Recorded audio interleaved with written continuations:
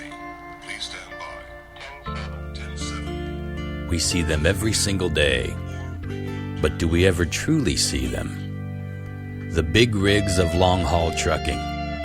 They say it's not a job so much as a lifestyle, and it can be a strange one. Tonight's episode is focusing on the dark side of the trucking world. Killers and predators, the wild, seedy world of the American truck stop, and the effects of long-haul trucking on the fragile human brain. You may never look at these steel beasts the same way. Strap in, good buddy.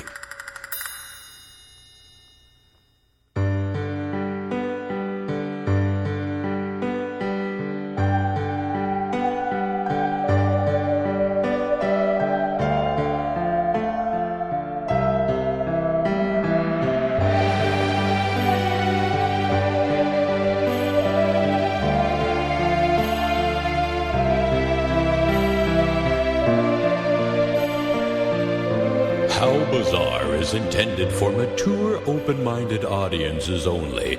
If you are easily offended, we suggest you turn this wacky shit straight off.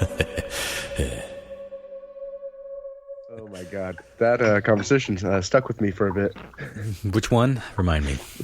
We were talking about, I think it was the last episode or the one before, and you were like, I'm traditionally a pretty great comer. Oh, yeah. Yeah, 3 episodes into it, I guess it was time to start separating the casual listeners to the people that'll be with us forever. And I think we probably did that, although our numbers are going up significantly. And I think we're now currently the 480th podcast under the comedy, which I think is kind of amazing. 485. It's actually, I looked it up. It's something like 38,000. Oh. So, yeah, when you think about it like that, of course, the top 100 are your celebrities. So the fact that we're even cracking the top 500, and I don't think they even, if you're out of the top 1,000, you don't even rank, I think. Or maybe it's 1,500, 2,000, something like that. Because I checked some of my other friends' shows, and they don't even rank. And I checked the history of our ranking. Suckers. And it's gone. It was pretty high. It was like 300 that first episode and the first day. And then the second day, it went down like 1,200. And I was like, well, we peaked. That is a significant drop. But it goes up every time we put an episode up. So I think we're too young to be featured in the new and featured section as of yet, which is odd. I think they want you to get a few under your belt before they bother, you know? Yeah. Because anyone can do a couple. If only they knew of the 10 years of previous experience. Right. Yeah, 350 episodes. Say that again, Lyle. What was the joke? We're the longest, unheard podcast. Longest running, least listened least to. Successful. Yeah. There you go. Least successful. I'd wear that on a T-shirt. We should. I want to apologize to my castmates and listeners at home. I picked my 1.5-year-old up from daycare about a week ago, and daycare was like, I think he's got a little bit of cold. And I kind of held him up. I'm like, are you feeling okay? And before I could even get buddy out of my mouth, he just sneezed right into my open mouth. Oh, boy. So I'm so fucking sick. You may hear me mute in between questions because I'm coughing like a storm, and it's just bad news. Well, you sound great. You never know. Yeah. I sound like Macy Gray, huh? Try to walk away. I don't think it's not as bad as I was expecting, honestly. I think you sound perfectly listenable. Although I did find myself, I noticed, this is true, I found myself backing away from the microphone when you started talking as if you're somehow in there. If I just need to closer. Back away from them joins. But You never know. You do never know. Welcome back to How Bizarre. Really do need to find something snappy to say, because it always feels like I stutter it. Welcome back to the name of this show is How Bizarre. Real snappy. They say you have 10 seconds to grab your listener. 10 seconds. I wonder if we do How that. Bizarre, the show full of good comers. Every time. Because it makes a hang-up sound when you tune out of a podcast, apparently. Over the weekend, I happened to see this documentary called Big Rig. And I believe it was made by Doug Prey, who made Scratch and one of my favorite documentaries of all time, Hype, the story of the Seattle grunge explosion, which I'm about to play at Radar Station, hopefully with a few key celebrity guests. But Anyway, this is a document. I've always been fascinated with the life of long-haul truckers and the whole truck stop world and endless miles of late-night highways. And I always loved when truckers would call into the Art Bell show and talk about some UFO or an apparition they saw at 3 a.m. somewhere along a stretch of desert road.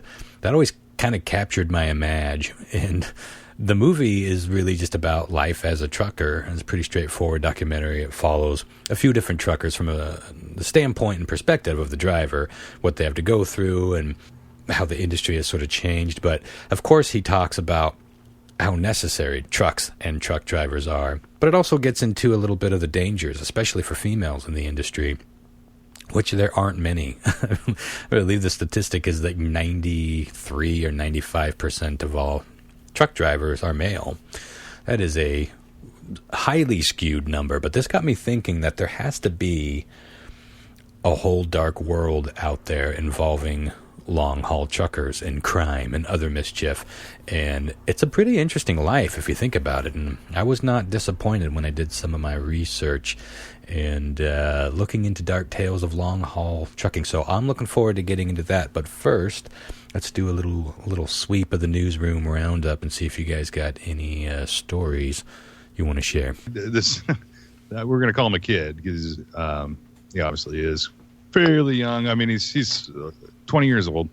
But Jacob Pinina, I guess he's from Westport, Massachusetts, has a very weird characteristic about him. He has a thumb that is 5 inches long. I fucking saw this and almost brought it to the table, but I found looking at the video of his thumb to be fucking unsettling.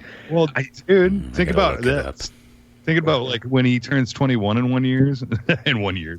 In 1 year. He can pick up. Because it's like 2 in the fucking pink and then 1 in the stink. But that thing's it'd be like Lobster Claw Boy. And oh, I see where you're going with that. Yeah, he's a shoe-in for a, no pun intended, for a porn shoot. Good Lord.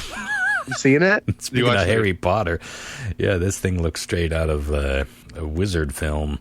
Just imagine having a thumb longer than any of your other fingers. Like, that's so pretty much what's happening there. So easy to hitchhike. Yeah, it is way longer than his other fingers. Now, is it just one thumb? Or because I've only seen the one hand.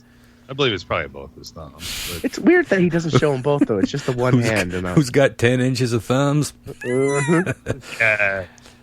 The other thing I was thinking about, though, too, is like when he turns old, dude, he's going to look like fucking Dracula.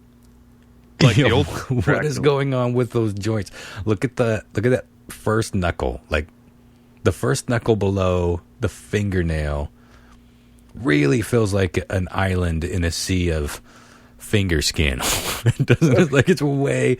I don't see any other hint of a knuckle until I want to see it bend. I want to see it animated and bend. I want to know where those joints you're not looking at the video? He does like a series of exercises. Okay. It's like, All right, let me pull that up real quick then, because I don't have my phone on me, so I just pulled this up. I guess 5 inch. It's because he has 3 joints in his thumb, and like a normal thumb only has 2. God, why is this so troubling? Yeah, right? I told you. I couldn't watch it more than like 30 seconds, and I was like, ugh. Ooh. It is bizarre, though. You can't play Nintendo, son. Yeah. Okay, so this is my thumb. Yes, it's real. And yes, I've never lost a thumb battle. Never lost a thumb battle. Well, he seems to be having fun with it. He discovered his thumb. I think it's just the one thumm. I think it's just a disfigurement. It's not maybe both. He has that extra joint like Lyle said. He's making the okay sign. That is something to behold. Well, God bless him. Hopefully he can make it work for him. But yeah, I can't think of any way other than porn. Right? Dr. Thumb. How old is this guy? He's 20. Yeah, almost. Remember, in just 1 year, he'll turn 21. In 1 year. In just 1 year. Yeah. Well, that's creepy. It does look like something out of a creepy movie, right? Like that's a Nosferatu. That's a Nosferatu. Well, that's what I was thinking too. Is like later in life, dude, he's going to be like freaking people out because like he's freaking them out now. That would look creepy if I seen that now. Like somebody in his youth, I'd be like, "Whoa, dude, that's cool." But like in like their old age and shit, when You start withering away, dude. That's going to look creepy as hell. It's going to look like a Nosferatu for sure. 1, 2, 3, 4. I ain't fighting this fucking thumb war. Yeah, I wonder if he would be easy to beat though, because I mean he says he wins, but if you think about it, it's not really about the length, is it? Well, maybe. Sometimes height is all you need to get one over on your physical opponent. Creepy, and but God bless him. The other story I brought was it's basically it's a study of the Loch Ness, the Loch and Loch Ness. I guess there's a New Zealand professor that's actually what he's doing is trying to figure out, instead of like with all these other theories and everything everybody else has already done, like sonar and stuff like that, and just other weird methods. I mean, they're all methods to try to find the Loch Ness monster. Mm-hmm.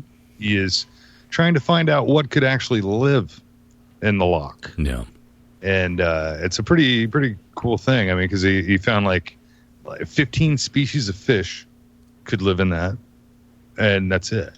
And he found a whopping like 3,000 species of bacteria could live in there.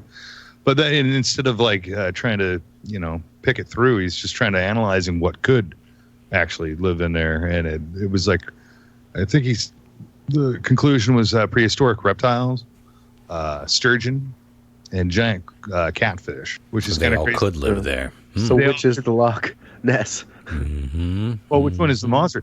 Have you ever seen a sturgeon? The sturgeon are actually pretty indigenous of the Columbia Valley, in the Columbia River.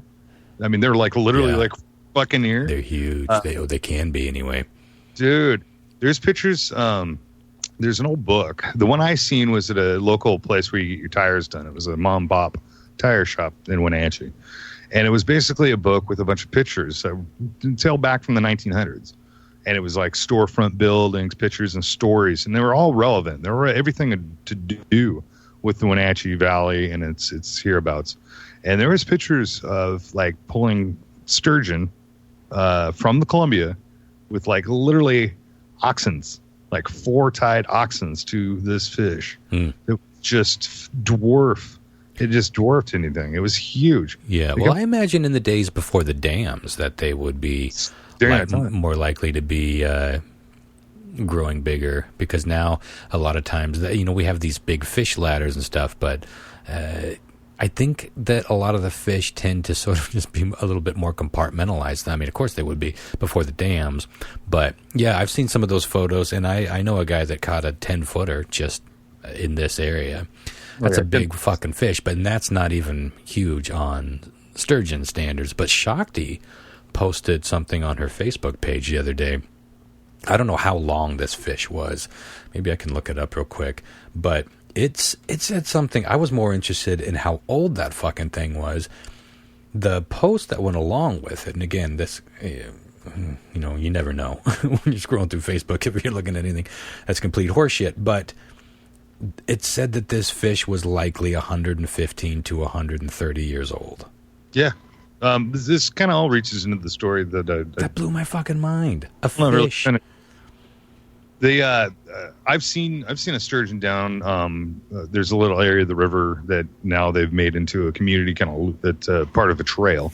Back then, it wasn't a trail, and me and a friend of mine were walking down there with BB guns. Just fucking around, and we seen a sturgeon. And it was coming in to this area called Porter's Pond, and it was just docile, like it was going in to die. Mm-hmm. And it would go in, and then we shot it, and it would go out, and then come back in. And this thing was fucking huge, dude. It was at least 10 to 15 feet long. That you could see like in the body of the water.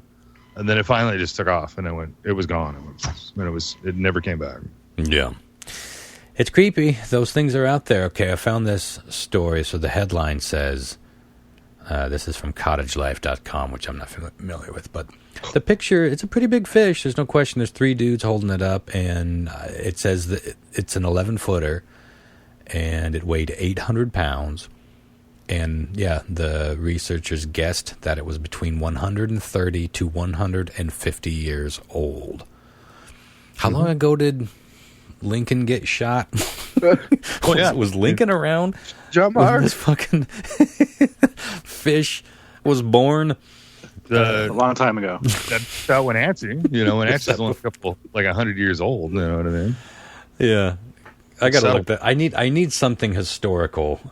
Yeah, because I don't know dates well enough. 150 years ago. Well, give us what date that is. Yeah, go ahead and finish, Lau. What they're trying. Okay, so I found this story. It was BBC News, and I was reading through the comments, and there's somebody posted that somebody suggested that it was a green land shark as a suspect of what could be the Loch Ness monster. Land shark? That's a real thing? No, Greenland shark. What? Oh, Greenland Oh, shark. Greenland shark. It's one of the... I heard green-colored land shark. Okay. It's that pregnant pause, Greenland wow. shark. Greenland shark. Yeah. Greenland shark. Greenland shark, yeah, gotcha. I'm not going to go into the huge aspects of it all because there's like a whole bunch of just nonsense of fucking weights and heights and lengths and everything else. Mm-hmm. But it's about the size of a great white shark. It's old. And when you were saying like 150 years old, this thing's like supposedly like 300 to 500 years old. 300 to 500 years old. No. And it lives. It's a fish. It's not a fish. It's a shark. But what it's classified as is a sleeper shark. So it's like completely docile as it lives, and it's like just lives on barely anything. Yeah. It just fucking goes. fucking I didn't want to insane. really do this story just because I knew Chris was sick, but So You're so kind. Lincoln died in 1865. So yeah, that fish could have been born when Abraham Lincoln was, because They were probably friends. 1869 was 150 years ago. hey, buddy Sturgeon, let's That's a go. thought, huh? Catching a fish go see that was a movie? born when Abraham Lincoln was still alive. Anyway, nuts. Well, forget about that. If you got something that's 500 years old, what's the oldest animal on planet? Should I look that up while we're at this? Might as well. Oldest animal on planet. What would you guess? While I would look say- this up, let's go around. I'm guessing some kind of turtle. A I tortoise. guess Yeah, Mick Jagger. Land good tortoise. guess. Sea turtle. Mick Jagger. Mick Jagger. Mm-hmm. Oldest living. Let me see. Mick Jagger. Oldest living. Comes up Betty White. Okay, it's not giving me one. Well, speaking of Greenland shark. 10 longest living animals is that's top on that list. Some others: the bowhead whale, Galapagos giant tortoise. Now that list is not giving me dates. I want years. A koi fish can live to be over 200 years old. This is all great What? for you, Chris. Yeah, koi fish can be 200 years old, apparently. While their average lifespan is closer to 30. Still pretty old. Long-finned eel can live to be about 106. A macaw can live 60 to 80 years. Elephants, 70. So I guess the longest one was, that... I love how Lau's like, I didn't want to bring this up because I know Chris hates fish and he's sick, but let's talk about fucking fish for 20 minutes. It's all fish. Here we go. Oh, I see it's going down. Greenland shark is number 3 at between 200 and 400 years old. Ocean quahog? Is that what the town in I think that's Family like a Guy is clam. named after quahog? Some kind of mollusk or something. The oldest one that they've found, they thought was 507 years old. How do you tell that a clam is 500 years old? And number 1, okay, Count its rings in its shell. nobody has come close to the number 1. Do you want to take a guess before I throw it out there? Is this some kind of dragon, like bearded dragon, or? No, it's the jellyfish, which apparently can live up to between 500 to 600 years. No, that's fucking disgusting. How do you tell anything about a jellyfish? Like, how do you grab that silky, wormy, meshy shit out of the sea and say, what do you Of all count? the words What you rings went do you count? Of all the words you went with silky. Ugh. Don't you think a jellyfish looks silky? No, it looks gooey. Yeah, Slimy. a little bit of both. It's a complex thing. It's got like the little parachute and then it's got those little, the gelatinous, brainy looking things, but then it's all connected by that sort of sinewy, silky stuff. Yeah. I didn't mean to say it like I was turned on by it, but yeah, interesting another stuff. Pornhub category I gotta look for. Interesting stuff. Jellyfish fucking. Silky, sinewy. Yeah, snotty. I don't like the idea of a 400-year-old fish, and yet I do. God, the fucking ocean, man. I'm working on. Sorry, Chris, but this will be when you feel better. I'm working on some new mysteries of the ocean. Like brand new shit that we have discovered. And I'm talking like just the last year or two. Some fascinating things. And we are discovering new life down there. Not daily necessarily, but pretty close to daily. Like we are discovering new things basically every time we get a better craft to go deeper and record with better instruments. We're discovering new things, or at least learning a lot of things about what's down there. But still, so much mystery. And we're only talking about, this is what always baffles me. Back when we did Tales from the Space Pod, we covered the whole hollow earth theory and how the furthest we have ever drilled through the core, or the deepest naturally occurring hole into the earth, is so shallow. Like if you took a jawbreaker and held it in your hand, we have gotten like 1/10 of the way through that outer shell. We know nothing about this fucking planet, and we're still trying to figure out what's on the surface of it. Like the ocean is on the surface of the earth, and we haven't even gotten all the way down there and figured shit out. We are living on kind of a terrifying living thing, right? Maybe that's why the flat earthers are so, maybe they feel better about that. Maybe they don't have to worry about that mystery. Man, you just sold me on the flat earth theory. It's like, oh, thank God. Whew, don't have to worry about that inner core shit. I know this. I have a semi-serious phobia about aquatic life. I have had it since I was a young child. And so the guys will continually rib me about it. Yeah, to be fair, I mean, it's a pretty funny thing to rib someone about. So, yeah. But that's why you're going to constantly hear us arguing about that. Well, and it comes up so often on a show like this, which deals with mysteries and creepy stories and kooky monsters. So, yeah, you're going to get your... But there's nothing that... To me, there's nothing that we could prove that the Loch Ness is or isn't that would compare to the freakiness that we know exists down there, right? Like those face fish. What are those called? They have like human faces. All the crazy bottom feeder shit. Some of them are beautiful, even if they're terrifying. The crazy powers that some of these fish have in terms of like camouflage and being able to just change their entire... Yeah, it's creepy. Fish are weird. I do Those get fish phobias. Pretty scary, dude, if you think about it. There was actually like parts of these limbs, like of these giant squid that are like come up to fishing boats and stuff. They're like 35 foot fucking long. Mm-hmm. Like suction cups are the size of dinner plates. Yeah. And they're floating in the ocean.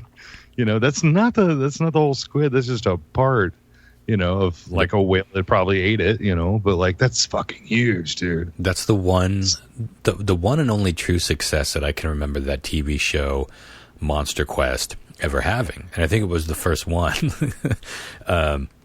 was finding a living giant squid, because we knew they were out there because they were washing up ashore.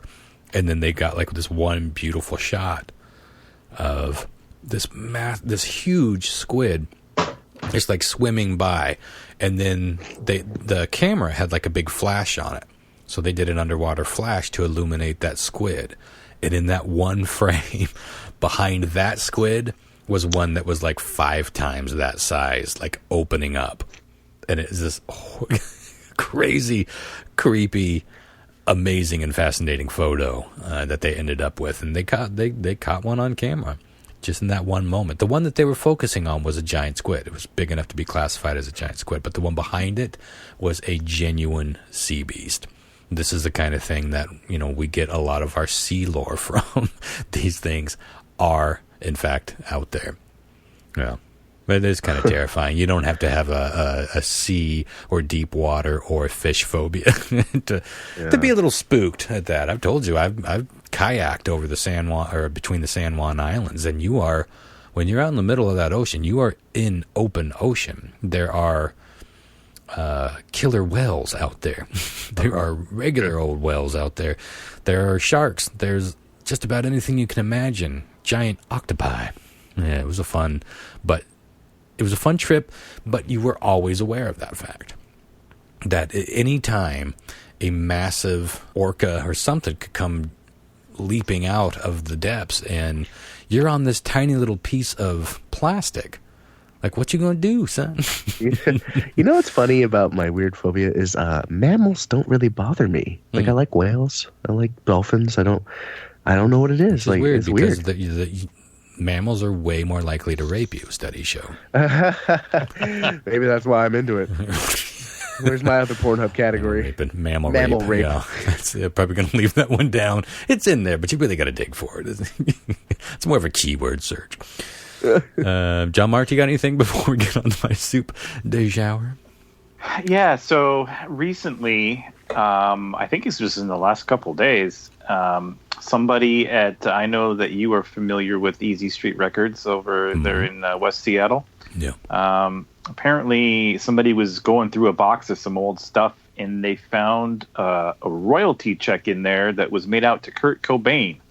And it was from 1991, and apparently it was from just before Nevermind came out. And can anybody guess how much the check was for? Before Nevermind? It was before Nevermind came out, just like weeks before it came out. This would be a Bleach or any of their radio singles. I'm gonna guess 5,000. Okay. Anybody else? Yeah, I'm like, well, I'd say like 1,500. Okay, Chris, you got a guess? Chris? Did we lose Chris? It's like we lost him. He might be having a coughing fit. Okay. Well, I will tell you that you are all way off the mark, and the check was for $26.57. Wow. Well, I guess that does make sense. But that seems to me, yeah, I guess that does make sense. Because Nirvana was a big deal in Seattle before they were a big deal anywhere else. You know, they were pretty well known in that town for at least a year, maybe more. I think it was more. You can trace the flyers from that era of when they were opening for Tad and other bands like Mudhoney or whatever. And then all of a sudden, that same summer, Nirvana was at the top of the bill, and Tad and Mudhoney were opening for them, and that happened pretty much overnight. So yeah, there would be a time where they were getting royalty checks from Sub Pop, but it weren't top 40 music royalty checks. Good Lord.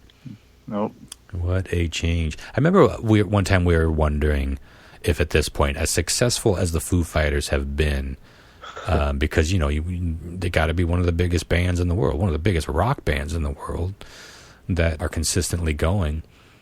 We were wondering if the money that they had grossed at this point in record sales and ticket sales and all that had maybe surpassed Nirvana, but we looked it up and it wasn't even close. Nirvana was no way. Is that true? Way ahead of them. Yeah, crazy. I'm stunned by that, frankly. Yeah. Nirvana is a monster. Well, you know, I think that you have to also take into consideration that Nirvana was out.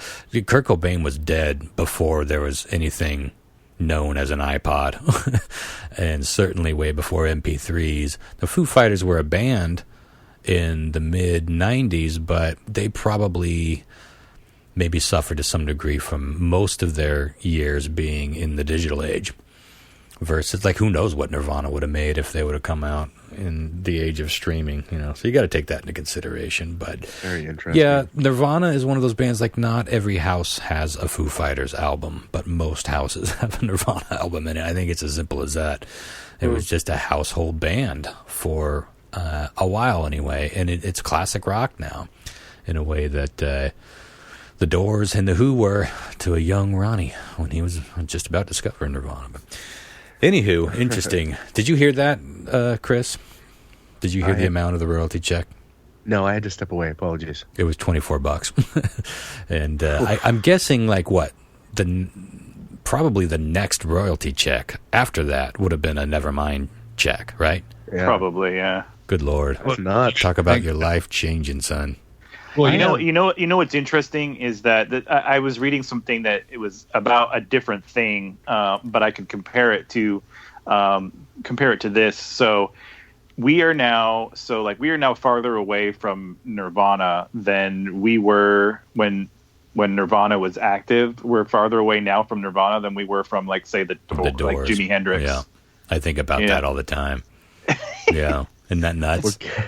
We're getting so old. Oh. Yeah. Well, what's nuts is that check is probably worth more to a collector than what's the check is Than actually. what his next check actually was. That's Right, probably, yeah, for crazy. sure. To a collector, dude, somebody would pay thousands of dollars for that check. Oh, tens sure. of Nope. thousands of dollars. If it's a part of a story now, too, it's only even more famous.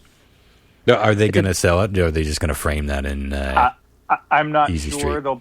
I don't know. I would. I mean, if I were them, I'd probably keep it, but who knows? But That's a hell of a tourist draw, and while they're there, Yeah. you may as well flip through the record the story was hard to read. It's one of those ones that it fucking doesn't load the whole thing up. It takes. You know what I'm talking about? Yeah. You're trying to read a story, and it's just like it won't load everything You hate that. correctly. It's like, do you want me to read your shit or not? Yeah, I get so that you're annoying. trying to make money with your ads, but do you want me to be able to read your shit? Not enough websites or mobile apps, for that matter, think this through. It's like, how much do you think? But people do sit through it. They say, and we're This is sitting through horrible. it with. I ranted about this on one of the last episodes of the Space Pod, was where YouTube is right now with their interrupting videos. Like, I would rather have a 3-minute unskippable video at the beginning of every fucking video than have to 3 put up. minutes? Damn, son. Than have to put up with 5 or 6 5-second videos that pop up right in the middle of a fucking sentence for an interview. It's Man. like, you can't. That I fucking bad, hate that. dude. I hate it. I It's so can't interrupting. disagree with you more. Like, when you pop a video up, usually I know within the first 5 or 6 seconds if it's something I want to continue to watch or if it's trash, right? To wait 3 minutes to find out if it's going to be trash, or to, like 80% of the time I'm going to click away from that shit anyways before the ad pops up. Well, I Man. watch things all the time that I know I'm going to watch. Like, I have 3 or 4 vlogs that I follow, that they're daily vlogs. And yeah, I would sit through a 3-minute video knowing that I'm going to watch that shit, and that once it gets going, I don't have to be interrupted 15 fucking times with these little 5-second or 10-second ads that just happen whenever the fuck. Like, there's no break. It's literally mid-sentence, and it's jarring, and the volume's always different. I hate it. Everything about it makes me want to punch somebody. So I guess it depends on how you're using YouTube or what kind of videos you're talking about, I suppose. One of the worstest things about that is that the fucking ad will play like fucking cluster totally awesomely in perfect clarity, like fucking yeah, sharp, fucking 4K, loud, fucking video. crisp. Then it has to stutter to play the shit you wanted to fucking watch. Get some of the content, looks like someone jizzed all over a mirror. You're watching it through the fucking... Yeah. I can get behind ad revenue, and I can get behind what they need to do or what they want to do to survive and thrive. But these interrupting videos, and Facebook does it too. They'll be like, ad starting in 10 seconds, and there's nothing you can do. It's like, can't you just run the ad and then move into the video so I can watch the fucking video? It's like, oh shit, something's about to happen. Ad starting in 10 seconds. Motherfuck. Yeah. First world problems, I suppose, but it's fucking annoying. I will actually close a video. I'll be like, fuck off. I won't. There's some days where I just won't fucking do it. I'm like, it ain't worth the irritation. Whatever the content's going to be, it ain't worth the irritation. And on principle alone, I sometimes have to say fuck off.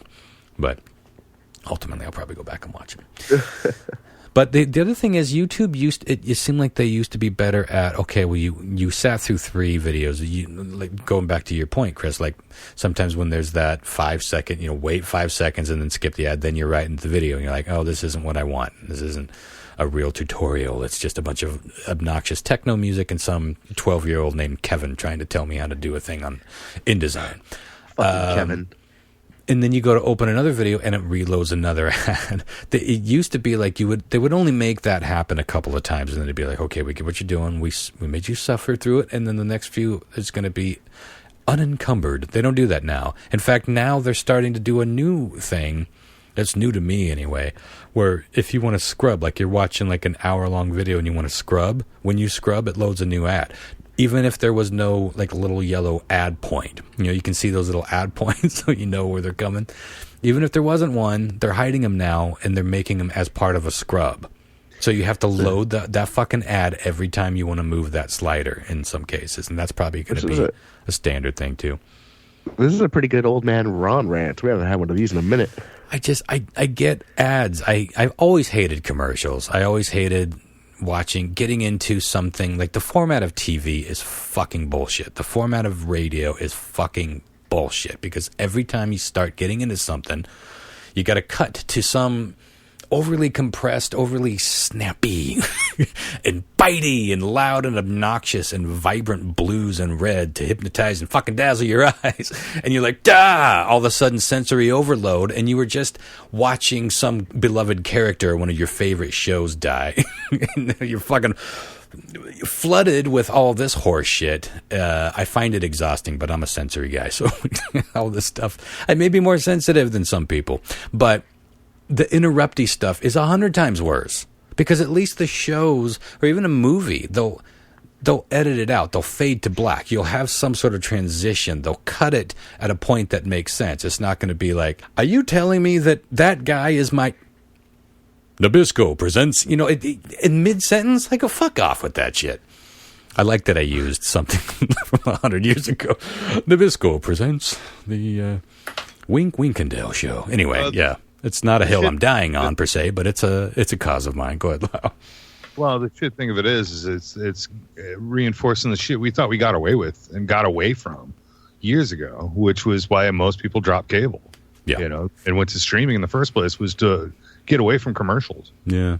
And Hulu, when you first signed up for the paying version of Hulu, there were no commercials. Now the paying version of Hulu has commercials, but don't fret, you can pay more to get the non-commercials, and that's what we're going to see with Netflix any fucking day. We're going to have commercials in your paid subscription for Netflix, and if you want no commercials, then just upgrade your package for an extra $4 a month.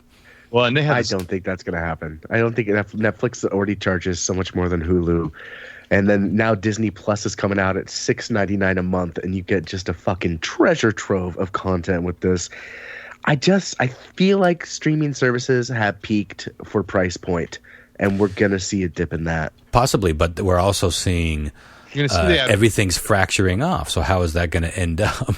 Like everything, all the Warner Brothers stuff is going to end up on a Warner Brothers streaming site, and all the HBO stuff. We've seen this happening for a while. Again, we've talked about this on the old show, but everything is going to be so fractured and so creator or franchise owner driven that it's how many subscriptions are you willing to have? Like I don't watch a lot of things anymore because I know that The Office is one thing that I watch like every time when I like fall asleep. Everyone loves to marathon The Office when they're feeling weird. That's going away from Netflix. That's all going on to an NBC only streaming service. So everything go ahead. I feel like that plays into my point a little bit. Like we're coming to a point where having 18 subscriptions or however many, I have 1, 2, 3, 4 or 5 at this point, and they're almost equaling what I paid in cable at this point. I don't think that there's much more room in the American economy, the pocketbook, to just keep adding. I don't either, but that goes to my point that I think you're going to start seeing advertising in all of these things, even though you're paying for it. We were seeing ads when we were paying for DirecTV. So it's not that different, I guess. But we're used to not having those ads. And Hulu didn't do it for years. They had a free version that had ads, but then they had a pay version that didn't have ads. That's what made people jump into the pay version. Then they decided, hey, we can do ads and bump up that money. And Netflix has already talked about doing it. There's people are railing against it, but they're talking about it. And so is HBO. HBO is talking about doing ads. So now I don't know if they're talking about it in the middle of content or if it's going to be more like what you get when you're watching something on their app, which will be like a 30-second ad for the new season of Westworld or whatever, an unskippable thing like that. The first one that does that's the first one that gets dropped. Well, but then they're all going to start doing it. So No, it's it's all like Blu-ray for me all the way. it does make you long for the disc days, doesn't it? Hello, Redbox. Hello, Redbox. Yeah, you didn't have any of that shit. What's funny is like I was playing in my theater or on our movie nights at Radio Station. I've been playing a lot of stuff streaming. It's just more convenient, although the technology is still wonky. And then if there's a slightest bit of hiccup, you're going to get some lag and some sync issues. I'm picky about that sort of thing, and it drives me crazy. So I've been going more and more back to playing discs because it does look better. I mean, it absolutely does look better. More importantly, it's consistent. It's just like you don't have to worry about any of the wonkiness. You don't have to skip through an ad or worry about formatting issues. I'm the total opposite, man. With high-speed internet, when you get good fiber, man, there's nothing that could beat good streaming from like either Netflix or Hulu. It looks 10 times better than cable ever did. Well, it looks better than cable, but it doesn't look better than Blu-ray. I mean, it can't. It's a completely different technology. You're basically taking something that's ultimately like superior high definition and then compressing it and then sending it over a wire. I mean, that by definition there's a bunch of side-by-side comparisons. It's splitting hairs. I mean, I understand that it looks great. Most of the shit that we see right now over the internet looks fucking great. And if you got a decent sound system, it sounds great. But, if you're picky about that sort of thing and you're using actual, like, huge projections and you want a big room full of sound, some of those tiny little sync differences make all the difference. And I don't know. Anyway, long story short, I'm getting back into discs again, and I've actually been buying DVDs or Blu-rays. Wow. Again, which is something I never thought that I would do. But it's a difference when you are charging a ticket price and you want to present somebody with a show. You need that to be reliable and good quality. And I've had too many snafus with streaming. And, we got fiber there. It's all good quality shit, but it's still double compressed because everything that's online is more compressed than what you're going to get on a Blu-ray. But anywho, should we get on to my soup de jour, or did anyone else have anything they wanted to toss out? Let's do it. I got quite a bit to get through here, I believe. Chapter 1: Killers and Predators.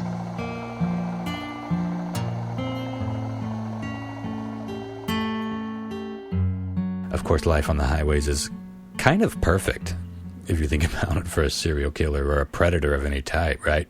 Because by the time anyone would find a body or report any missing persons, the killer would be maybe 3 states away and counting, trucking on down the line. And you're also in this world that has sort of a built-in subculture of criminals.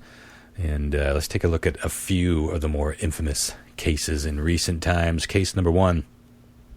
The Traveling Torture Chamber, and this begins in February 1990. A 14-year-old girl named Regina Walters left her home with her father in Tucson, Arizona. She went to go live with her mother in Texas, but not long after thumbing a couple handfuls of car rides across the state, she met up with an 18-year-old man named Ricky Lee Jones. The two fell in love, essentially, and they decided, instead of going to Texas and Regina living with her mother, that they would hitch a ride to Mexico instead. I love any name that you can say the middle name and it sounds rad. Ricky Lee Jones. Ricky Lee Jones is a good name, and it sounds familiar, like it's a talk show host or something. Yeah. Today on Ricky Lee Jones. But so they hitched a ride toward Mexico, and in hopes of adventures for their own selves. But after weeks of not hearing from Regina, her dad started getting worried, of course, and making all the usual phone calls and hanging pictures around town and doing all the stuff. But there was no sign of her. And then in March of 1990, Regina's dad got an incredibly terrifying phone call. It was a man who didn't identify himself, but he said, "I left Regina in an old barn, and I've made some changes." Can you imagine getting that phone call in the wee hours of the morning as the father of a missing 14-year-old girl? And he was like, "Please just tell me, is she alive or dead? Where is the barn?" He just panicked and asking for any more information, but the guy just hung up. That's some horror film shit right there. And that same night, Regina's mother and grandmother got 2 separate calls of the exact same thing and no more information. Now, there was plenty of reason to get the police to ramp up their efforts at this point, because now there was someone claiming harm had befallen the daughter. It wasn't just a runaway case. And after expanding the search with posters and TV coverage, there were a few calls from Houston reporting a sighting of the pair somewhere downtown together on a bus or whatever. But it had been weeks ago at that point. On April 1st, a semi-truck was spotted in an odd shoulder off the highway in Casa Grande, Arizona. So a patrolman stopped to do basically a welfare check on the driver. But when he shone his flashlight into the cab, he looked past the driver and saw a young naked woman handcuffed to the ceiling of the rig. Nothing to see here, officer. What can I do you for? No, she had a horse bridle in her mouth and was covered in blood and bruises. In fact, the officer thought she was wearing a red shirt at first. She realized she was naked and just covered in blood. And she started flailing her arms around, and, you know, she was gagged, but she was squealing as soon as she saw the cop outside. So the cop drew his gun on the dude and brought him out onto the ground and cuffed him. And the driver ended up being named Robert Ben Rhodes. And he was acting pretty normal and calm considering what was just seen in his cab. He wasn't putting up any kind of fight. And when backup arrived, the police went, they released the girl, and she was off to the hospital to get looked after. And they searched the cab, where they found an entire world of bondage and torture and sexual devices and cameras and videotapes. And we're not just talking shit that you would go down and buy at Sex R Us for an evening of kink with the missus. But like, we could ask John Mark. He's the expert. Is there should be a Sex R Us. There's got to be a Sex R Us, right? A perfectly legal, typical sex store can look like, some pretty gnarly things, but sure. And those things were accounted for, but there were also like big car batteries wired with little clamps, metal clamps attached to them, and homemade choke collars that had like barbed wire cinchers on them. This is not stuff that you're going to buy. That's no good at Fantasy Limited or whatever. Right, Sex sounds like everything I see on Wish. What's Wish? Oh God. Oh my God! You don't know what Wish is? It's like that Facebook ads you see that pop up that have terrible and weird things. Like, oftentimes a crack pipe will just make its way into my fucking Facebook feed, or like this weird thing that stretches your mouth out. Like my friend started a Wish white elephant gift party recently. We had to order something off Wish. I can't believe you've never seen these Wish ads. I've never even heard of this. John Mark? Yeah, I've seen them. There's some weird stuff in there sometimes. You're like, what is even this? I don't know what's going on here. Yeah, anyways. Yeah, I don't really get it, but I'll look into it. But anywho, hardcore shit. Now, back at the police station, Rhodes was still being friendly and forthcoming, and he maintained that the girl had gotten in the truck with him for a trip through kinky and rough sex on the road, but that it was consensual. And a raid into his apartment later revealed a huge collection of torture porn, more devices, and lots of women's clothing, mostly underwear, and a lot of them were covered in blood. And they also discovered a camera with a little roll of film sitting next to it. And when they later developed this film, they found images of a young girl in various sexual poses and bondage poses. Didn't seem like she was having a grand old time, but sometimes that could be part of the act, the fantasy of bondage role play. But these images were clearly taken in Rhodes' truck. And then later on, the pictures show the girl in an old barn where she seems to be backing up oddly away from the camera. Almost pleading, if you will. That's so eerie. Ugh. Yeah, well, it gets eerier. Rhodes claimed that this was just another consensual partner and that those images were posed, as part of the role play, and the girl was fine. Now, at this point, they didn't know anything about that girl. It was like they were focused on the one that was in the cab, who clearly told police she was not having a consensual grand old time. So they arrested Rhodes for kidnapping. He got 6 years for that, and he was almost He was actually in the middle of being processed out of prison for good behavior when somebody in rural Illinois was out on a walk and for some reason found themselves inside an old barn, and they discovered the remains of a young woman. This was right off of Highway 70, a regular route for Rhodes. And those photos of the young girl in the barn that they found before, those were the last images of a young Regina Walters. And it's really creepy to see. In fact, I'll send you the last photo. There might have been a couple more where she was like tied up, but this, for some reason, this is the one that troubles me. And it's just a picture of a girl, clearly in an old, abandoned-looking barn, just sort of like backing away with her hands up. This reminds me of the movie 8mm. Yeah, this is very snuffy. And it's odd because her expression is strange, isn't it? Like it's not over the top, but something about it is just... It's like that expression, like, stop fucking around. Yeah, like something went too far. This isn't funny anymore. Like that kind of... Yeah, so there's a handful of photos of her in the barn, and then a couple more, like I said, of her tied up and looking more in distress. But, yeah, that ended up being the last day of her life, and Rhodes, I believe, strangled her.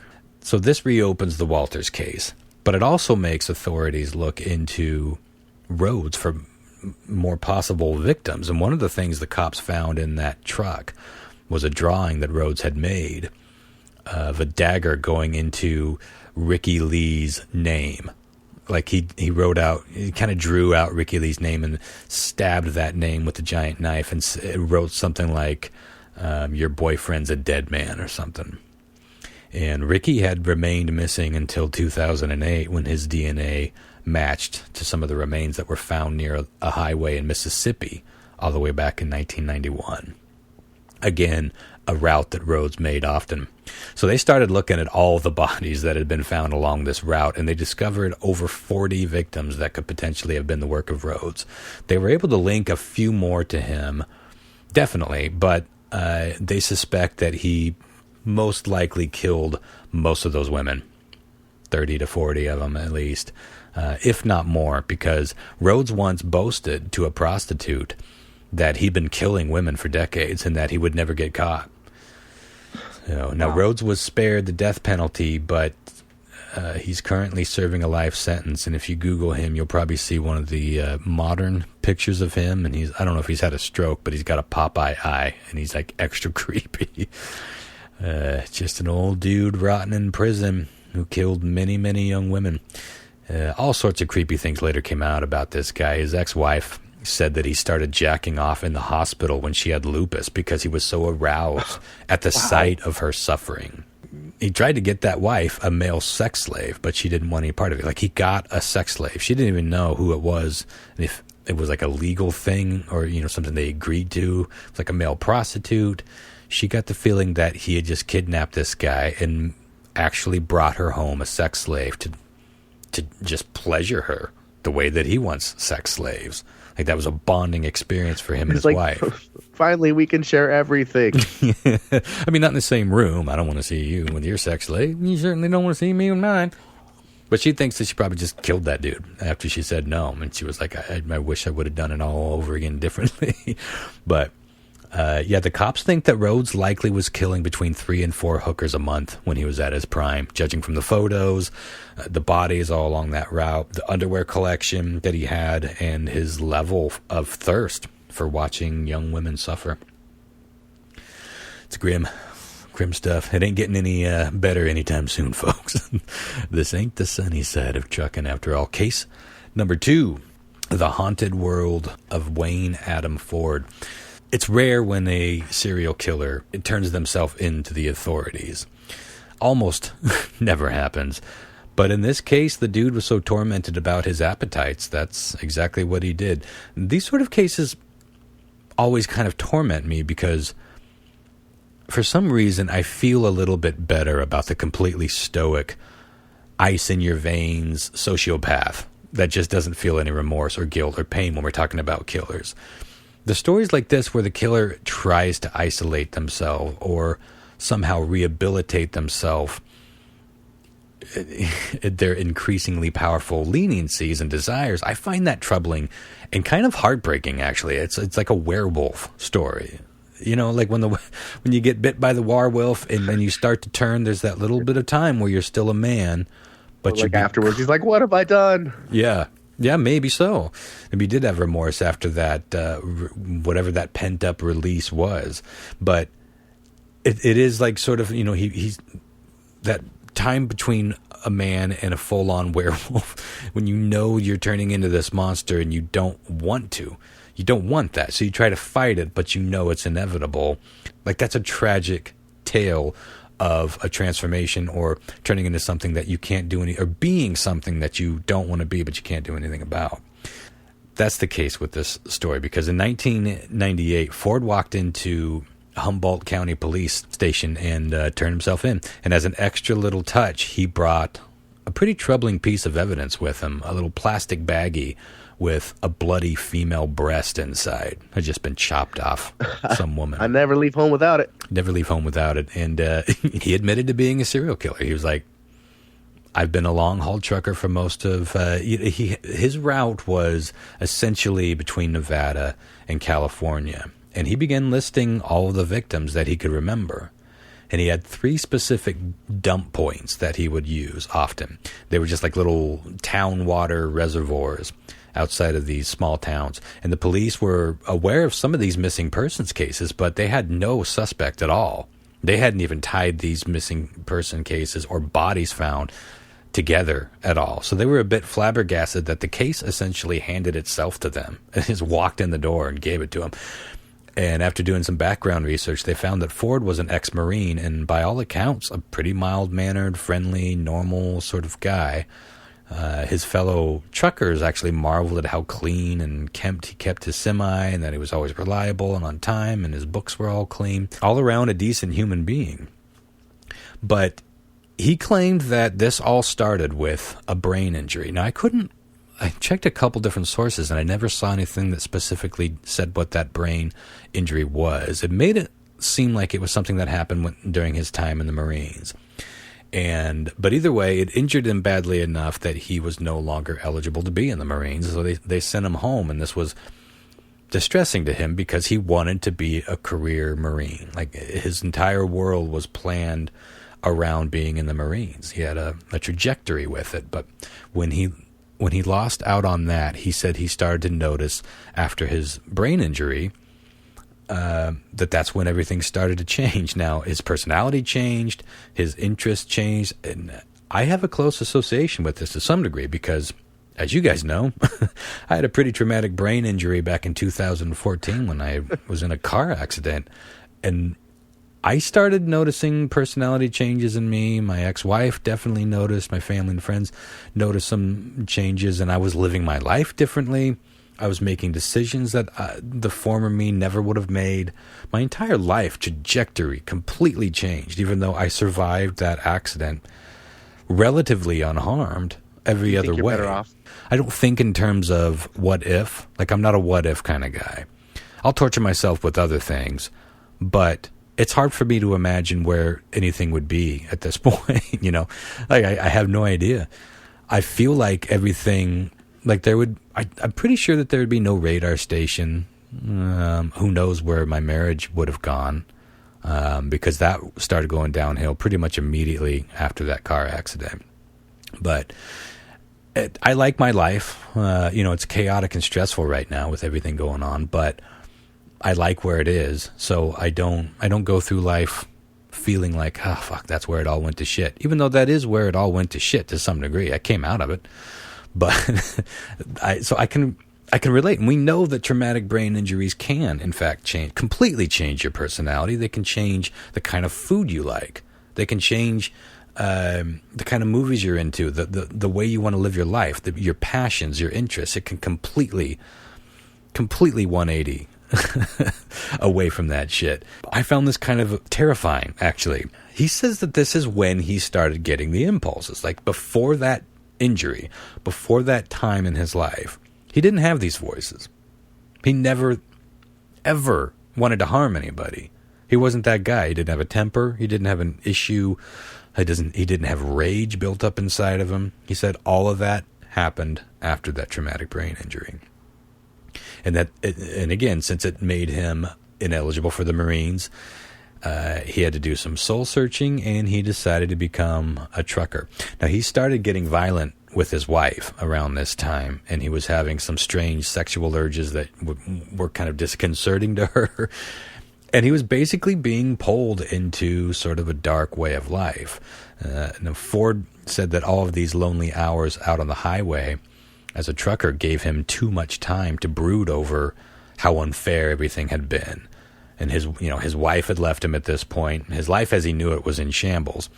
And we'll touch a bit more on this down the road concerning the psychology involved with just long, isolated hours out on them highways. But Ford started picking up prostitutes, and just to have sex with initially, because, again, his sex drive had really been ramped up after his brain injury, and he found himself being aggressive with these women pretty much right away.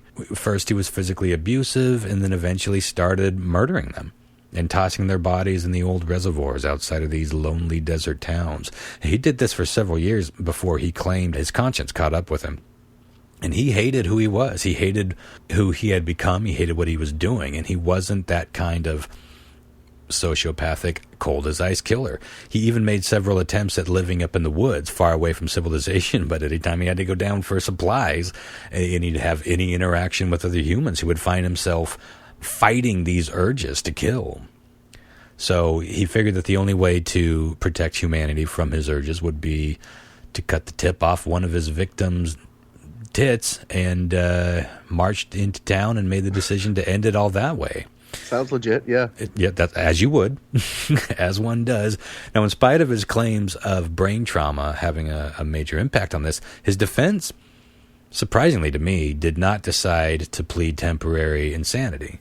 So Ford was sentenced to death, and I believe they charged him for 4 or 5 more killings. But again, it sounds like he was admitting to way more.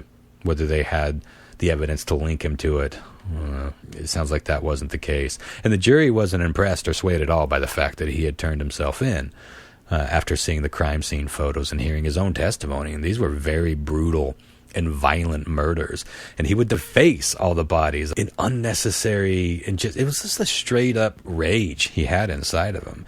And he said that once he got behind the wheel of that semi-truck and he was heading on down the road into the world of truck stop hookers and long pensive drives and easy places to stash bodies, always heading away from the evidence, that his bloodthirst was essentially off to the races. Man, that is fucking fantastic. He was creepy before, and then when he got into a world where it's like, this is tailor-made for where I'm heading. Yeah, this is making me feel real uncomfortable about where Ron's heading. Yeah, well, I'm a good few years outside of my brain injury, but when I was seeing my lawyer about... I think we would have known at this point, right? You might. Well, you don't know, because my lawyer was trying to freak me out. He's like, yeah, I've had cases where, 10 years, 15 years after a major brain injury, a person just starts having seizures so violently that they can't live a normal life. So it's like, you want to get a good settlement. Like, it's depressing. Anywho, but I look at it this way. I could have very easily died. I mean, speaking of semi-trucks, if there's a semi-truck coming in the opposite, for those of you who don't know, I was rear-ended coming pulling into my driveway. I was hit at about 50 miles an hour. I was at a dead stop, just signaling left, wasn't a turn lane. And I got pushed up through oncoming traffic up onto my yard. And I'll never not give you shit about this, but the first thing he did when he got into the ambulance was take a selfie and send it to us. Hey guys, in a car accident. Not sure how it's gonna go down. We're like, whoa. But he's like, it was a normal thing to do camera. In a very normal and terrifying situation. He was on a backboard with a fucking neck break. I was all fucking strapped to the. I know. It was a very alarming text to get, for sure. It was a weird day. But, if a semi-truck had been coming down, or any car, for that matter, would have been coming down, and that girl smashed me up into them, I don't know how I would have survived that. It definitely would have been way more fucked up. So Yeah. I just look at it like that. Yeah, my down the road may not be as bright as it was before that crash, but I'm alive and I ain't killing bitches. So That's a problem Yet. for future Ron. that is a problem for future me. It probably will be. That plus the drink. Ain't doing my brain cells any faves. Oh my gosh. Case 3 in this chapter, and then we will move on. The Highway Killer. I'll go through this one quickly.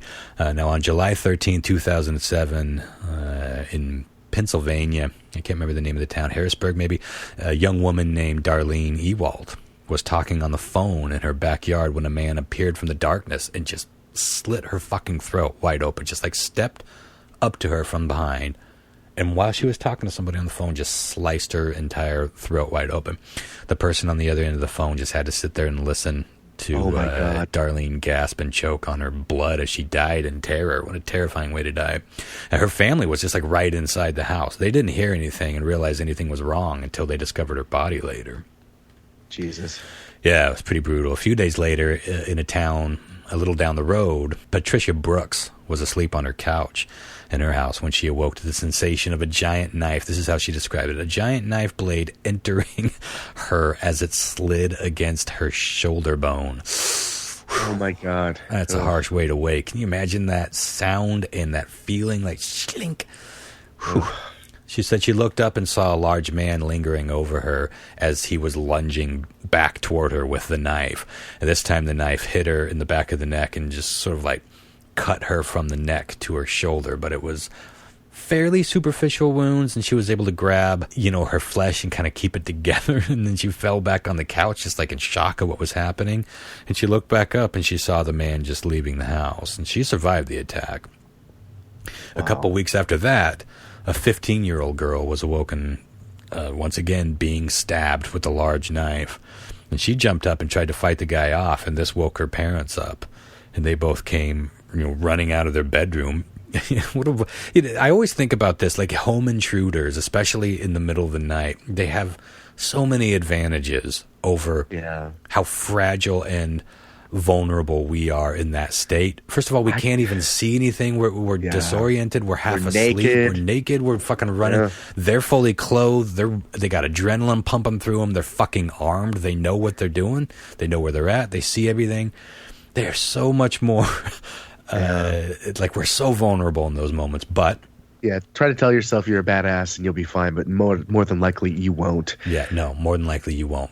But these parents were badasses. They pile drove the fucker, and they were actually able to subdue him while the still bleeding young girl called the cops. And later on, when they arrested him, it was through DNA that they linked him to Ewald's murder and the Brooks murder attempt. And Jesus. The man's name was Adam Leroy Lane. Another fucking rad name. Yeah. Adam Leroy Lane. What's funny is that I just noticed that all these names that I grabbed for this story are connected to roads, right? Like Rhodes was the first guy's last name was Rhodes. This guy's last name was Lane. The other one was Ford. Oh my God. Odd. Wow. Anyway, when they found out that he was a trucker, they did what the other investigators did in that case, and they checked for, they checked his routes, and they looked for murder victims all along that route, and they found numerous ones that they thought could be him, but again, nothing linked him to the crime. Now, as to the whys and hows, apparently Lane, unlike the others, did all of his killing outside the truck and off of the highways. He would sort of go people hunting, as he would say, all around town. And when he found a victim that he wanted to harm, he would follow them home and just sort of park his truck down the street and wait until dark. And then he'd climb out of his truck and attack them. And that was his game. That was how he did it. And they found a DVD of the horror flick How to Hunt People in his DVD player in the rig, which, they made a big deal about that. I don't know. We all watch horror films, but it is definitely more intriguing and I think more valuable piece of information when he's actually hunting people. This was not entertainment for him. This was inspiration and maybe even like educational. Maybe he was taking notes. Oh. What a strange feeling to be the filmmakers, because it was kind of well known in the industry. Like that made headlines that he had that DVD that made that movie infamous. It probably sold more copies. of it, I'm sure. But as a filmmaker, as someone who created that, knowing that connection, that'd be a really weird feeling. Real quick tangent on that, what you're saying right now. Have you heard the latest controversy about the Joker trailer that just dropped? No. So it looks pretty good, but I guess from what I've read, and this may not be accurate, a bunch of incels are claiming this as like their movie. Like this is the incel inspiration movie. It's not even out yet. Yeah, but yeah, I don't know. Did you see that story, John Mark? I didn't see that story, but I've been reading other things that are sort of alluding to that possibility. I have no idea what an incel is. Oh, involuntary celibate. It's the little dick fuckers that think women. Think owe of them all the sex. people that are shooting up every place with AR-15s. There you go. Incels. I've never heard that term. It's a real thing, and I can't believe you haven't heard of that. Or maybe I have. I don't know. It's another category of Pornhub you're missing out on. I'm sorry. Describe it for me once more time. It's like a person, more than likely a man. I mean, right? That has a deep interest in fucking women, but gets turned down a lot. I mean, that's kind of the gist. An involuntary celibate, and somebody gets really angry about that and thinks women owe them sex, perhaps. Oh, yeah. Sure. Yeah. Well, I'm aware of the phenomenon. I wasn't aware of the term, but they have like. I'm sure a lot of this comes down to that. Yeah. Especially, I mean, this guy. In fact, wrapping this story up, the only hints as to his motive was the dude just really seemed to violently hate women.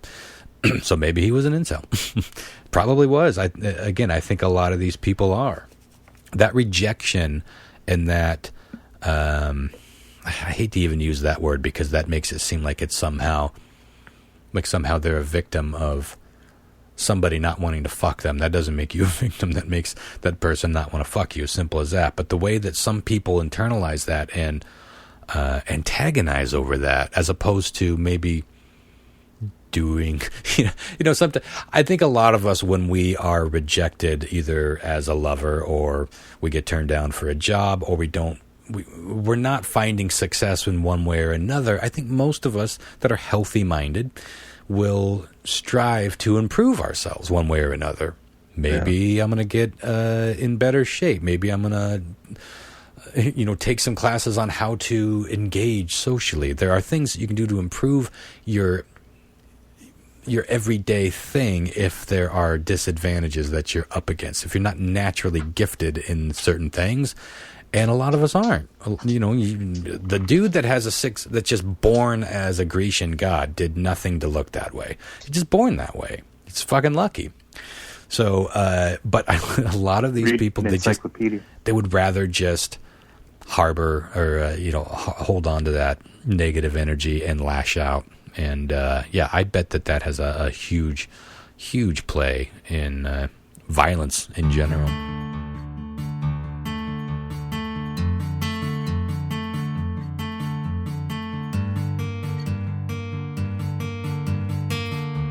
Chapter 2: The Dark and Strange World of the American Truck Stop.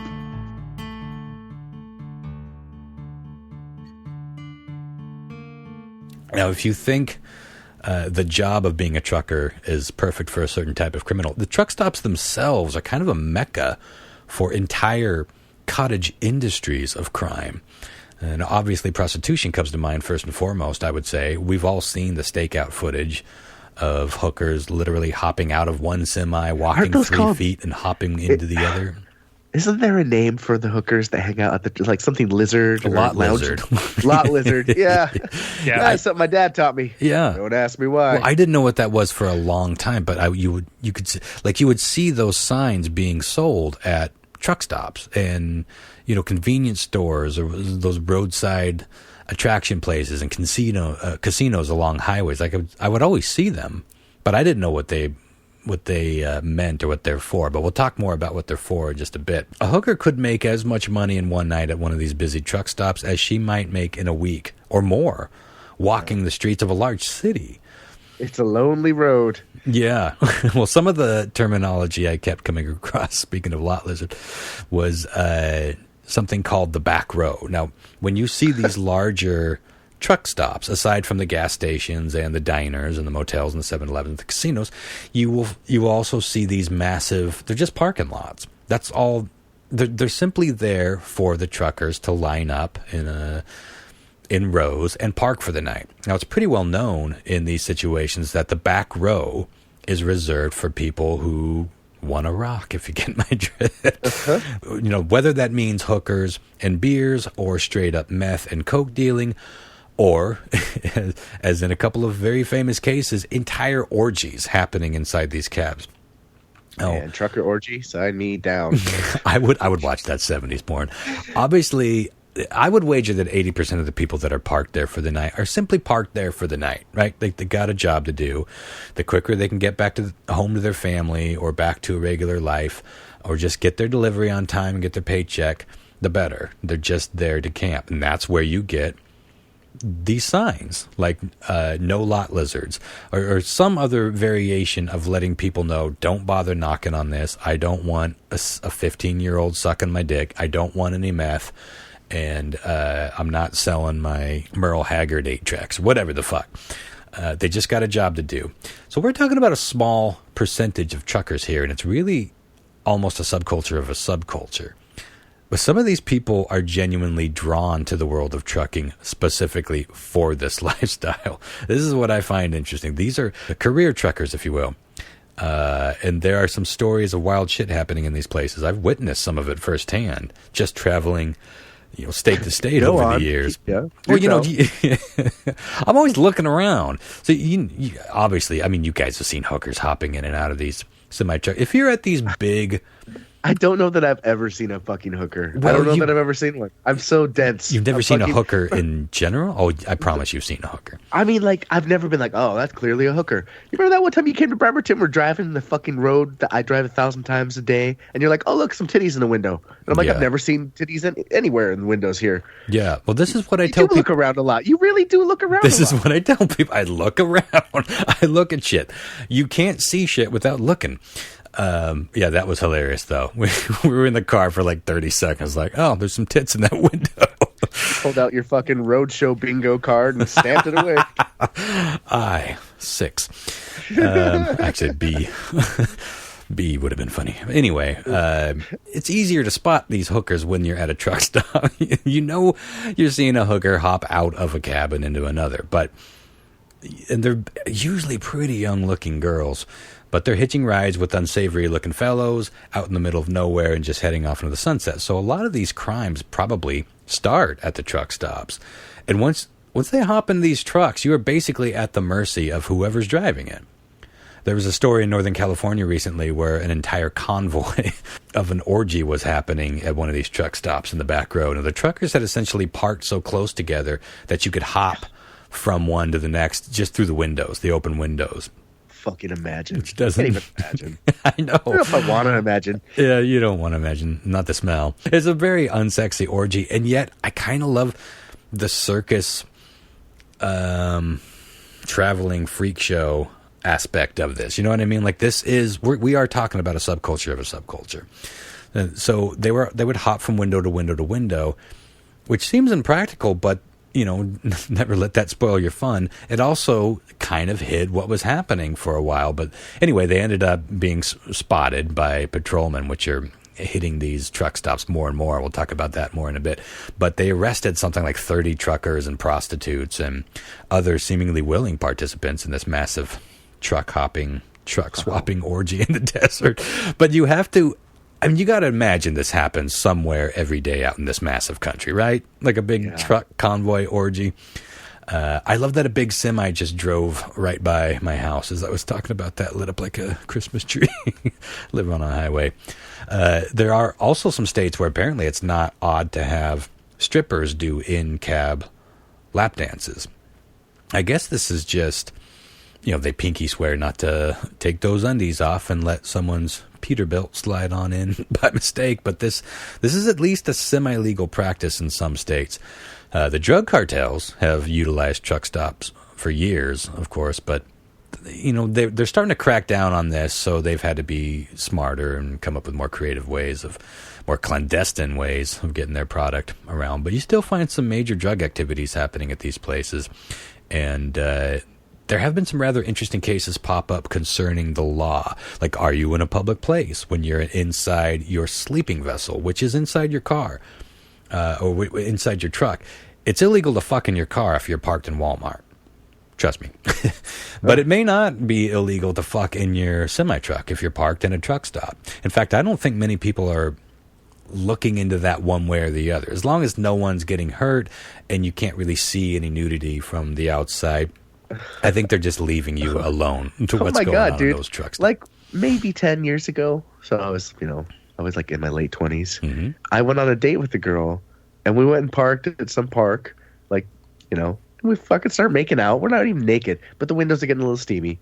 Mm-hmm. A cop rolls up like fucking 5 minutes later. Like I'm some 18-year-old kid or 17-year-old kid. I was so nervous. I was like, yes, we're just hanging out here. I'm like fucking 30. I don't know. Anyway, So yeah, they seemed relevant. Yeah. But, they're also notorious places for sex trafficking for obvious reasons. I mean, you got young women hopping in and out of trucks all over the place, and it's a simple question of a couple of handcuffs in one of the cabs. You start the truck up. No one's going to hear any screaming on the other side of that giant diesel engine, and you're down the road before anyone knows she's gone. So you head to a previously arranged drop-off point. You hand over the girl, and you get your cash, and you're on your way, all while still being able to maintain a job, like a legitimate trucking job. So you can see how brilliantly integrated a criminal could be within this perfectly legitimate and desperately necessary industry. There's a big truck stop. I was talking about how I see this stuff from time to time. When I close my eyes and I think of a truck stop, it's the big one at Biggs Junction, right on the Columbia River that borders Washington and Oregon State. I used to drive down to Bend to visit family quite frequently, and that would always be one of the last stops before the long main drive. Either way, it's like a halfway point. And I remember looking at this massive pile of trucks, just all like the sun was setting, and some of them were, drinking beers and shooting the shit, almost like that vibe in a concert parking lot, where something's about to happen, but everyone's just kind of getting juiced up. Some people are about to hit the road. Some people are looking for the devil's business. But I remember looking at all of these trucks starting to light up as if it was like a city, like a little city, and it basically is. And you can imagine all sorts of little stories happening within the walls of those trucks. And it does sort of start to feel like it does feel a little seedy and prime for some dark criminal activity. And again, most people parked at those stops are genuinely just resting and, shooting the shit before getting back into their next 14-hour shift. And that's where you would put the signs on your lot lizards. No lot lizards allowed. I guess step one would be staying out of the back row if you don't want to partake in any of that tomfoolery. But sex trafficking has become such an issue with these places and the trucking world in general that it has led to the invention of a program called the Truckers Against Trafficking, which teaches truckers and companies and government agencies and law enforcement all on how to work together to spot and quickly respond to the signs of sex trafficking. There are toll-free numbers, there are report lines, and even CB networks set up all along these routes where you could go hundreds and hundreds of miles with no radio range, with no cell phone range. So they're setting up these repeaters specifically for this kind of emergency broadcast to anything that looks suspicious. The problem, as most truckers seem to be saying about this, is that every day they see something that looks suspicious or possibly sex trafficking, because the truck hookers are as much of an institution in this world as black coffee and Denny's at 3 a.m. So it's kind of a conundrum. But more and more truck stops are now having frequent patrols, as I mentioned earlier. So the days of the old west at these truck stops may be numbered when it comes to the rowdy and at times quite dangerous places that these were. There are even trucker pimps, though, out on the road, like pimps out on the road with an entire network of hookers that they drop off and pick up, and some pimps along these busy trucking wrestlers, like all they need to stay one step ahead of Smokey, as we've learned in many a 70s classic movie, is a good strong CB radio that just needs to reach the trucker up ahead to give you a Smokey count or a drop-off point or something changes. So they're always like one step ahead with their coded verbiage. But some of them may be content with holding on to their profitable hookers for the most part, but once they get a little long in the tooth, or maybe they just aren't hustling enough to bring in their money, that's when they may just take them to a sex trafficking operation, get one final paycheck.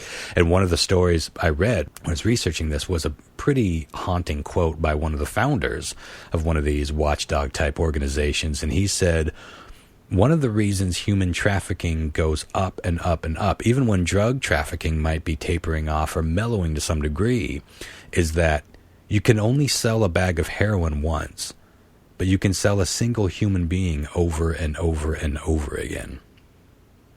That's some haunting shit right there. Yeah. Not like...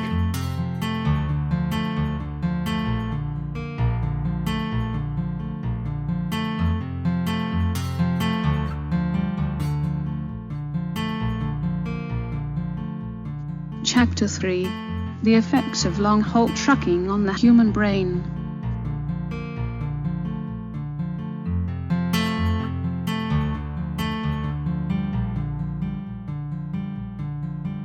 Now, we've talked about how alluring the trucker life can be for someone that's pre-wired to be a criminal, but I wondered if there was any way that there could be, that this worked in the opposite direction, like all of those long, late hours of isolation, the general life in exile, because it is a lifestyle. Being a long-haul trucker, that's not a job. Your entire life is pretty insane, pretty wacky.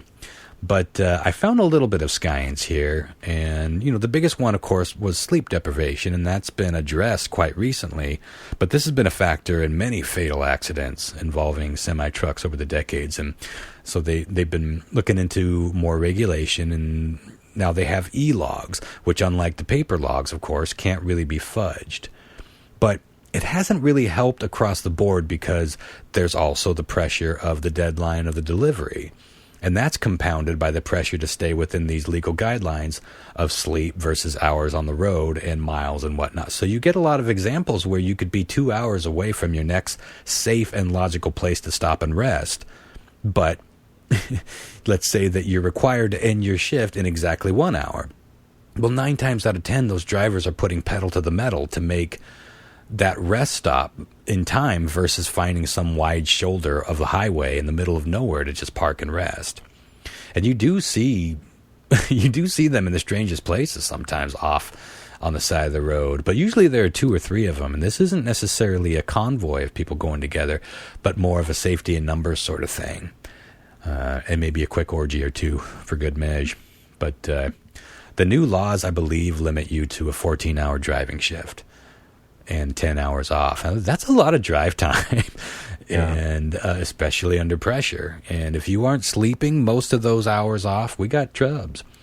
Another aspect they looked at was loneliness. I think you've got to be a pretty good loner to even be drawn toward the life of a long-haul trucker. But that said, there's still some pretty crazy... there are some crazy stories about people getting into that frayed ends of sanity level of isolation out on the open road. And, we do have AM radio. We've got CDs and now podcasts and DVDs. Ultimately, a feller knows when he's truly alone, right? You're out in the middle of the Nevada desert doing 75 miles an hour. You could be out there for hours and hours and never get true cell reception. Or a good radio signal. So maybe it's into the wee hours of the night and there's no CB. It's just nothing but static. And maybe you didn't get a full nap in and you're getting a little bleary-eyed and missing your wife, or even just the companionship of a peer talking shit over a hot coffee at Denny's. These are not small things when it comes to mental wellness. It's like the daily interactions that we take for granted when they go away for huge stretches. They start to affect us immediately, and these are stories of otherwise perfectly healthy truck drivers going apeshit because of these factors pop up all the time. And yes, some truckers do admit to wearing Depends, so they don't have to stop during any of those. I was wondering. That's a real thing. That's what Roundy does at the radar station. Little industry secret. It's like, you never see me running up to the bathroom. It's like I remain cool and dry. In the end, the going science shows that driving long-haul trucks can be grating on a normal, healthy human mind, but there's overwhelming evidence that it's a pretty terrible career decision for anyone with pre-existing mental issues or even physical ones. Aside from the mental problems associated with this industry, the body takes a toll as well. Blood clots are a major problem because many of the drivers don't stop to move around enough or even do stretches. You're also a lot more likely to smoke. 80% of all truckers smoke. Wow. And I think something like over half of the truckers that smoke didn't smoke until they became a trucker. It's like you're sitting around a diner shooting the shit with your fellow truckers, and they're all smoking. You're probably going to start smoking at some point. And you aren't likely to be eating well on a regular basis. It's no shockers there. One interesting addendum to the mental strain is the idea of PTSD, of things that drivers see over the span of their careers. I never thought about this, but so a couple of stats here. 1 million truck drivers will be involved with a serious life-changing accident at some point in their career. That's almost a third of all of the national long-haul truck drivers. A third of them will have some sort of serious life-changing, will be involved with some sort of serious life-changing accident. However, 100% of them will witness countless major car accidents and horrible scenes just being out there constantly. Just statistically, they're going to be seeing terrible things. I found that no matter what story I was reading or documentary I was watching, researching the show, that came up in all of them, was that they had seen so many horrible car accident scenes that they couldn't get out of their brains. This is such a big problem that there are now PTSD treatment centers specifically set up for former long-haul truck drivers to help them process these horrible images that they witnessed on the highways of America. That's fucking crazy. I never would have thought about that. It does make sense, but it's nothing you would have thought about until it was presented to you. It's like, think your entire life is on the road. Of course you're going to see horrific things, probably several times a year. Now, ending with some of the wackier stuff, any trucker will tell you that they see their share of wacky shit out on the roads. I've got friends that are truck drivers, not even long-haul truck drivers, just being up in that truck gets you an interesting perspective and some interesting gifts, shall we say. You can find entire collections online, of course, of footage that truckers have recorded on their trips. Of course, titty flashing is everyone's favorite version of this, and I've witnessed this happen many times on the road. I'll just see somebody driving by a truck and flash them. I've witnessed it. They're just drawn to you, Ron. Well, they weren't flashing me. I just like a moth to the light. I just never miss a titty. I think my special power is never missing a titty when it's within. That's a pretty good power. It's like my head just it's pulled by some. Ask 10 men, what would you rather have? Incredible strength, or you never miss a titty that's popped out in your vicinity? What's the percentage? Never missing a titty gives me incredible strength, so I have the best of both worlds, I find. But a lot of truckers will tell you that they see flashing all the time, and apparently it happens a lot. Like, they see a lot of straight up nude people cruising down the highway, like genitals that you and I are not privy to at our meager 6 foot high viewpoint. Naturally, full on sex acts, masturbation, all too common, and usually done for the express purpose of amusing or shocking the trucker. Like, they see a truck coming up, there's like, hey, I'm gonna fucking do this right here. It's like little shows that people put on for the drivers. And probably one of the more interesting angles of that job, no pun intended. But the next time you pass a trucker, take note of how intently that driver looks down into your car to see what can be seen. I think it's like a little game of car roulette. I'm sure you're so they play bored, all too. day long. Just like, it's like your only form of interaction. Mm-hmm. Yeah. Wiener. I ain't into that thing, but whatever. It's a long drive. I saw a wiener. That's a form of bingo, too. Yeah, no kidding. Now, of course, crimes have been spotted by truckers. Not likely many of the axe-wielding maniac in the backseat variety, as the legend would have us believe, but in Florida, just a few years back, a trucker spotted a young woman tied and gagged on the floor of an SUV as it went by, and he called 911. I think we talked about this on the show. And the would-be kidnapper, and who knows what else he was planning on doing, he was apprehended, and the girl lived to tell the tale. So, it's a wacky world those truckers live. They live in.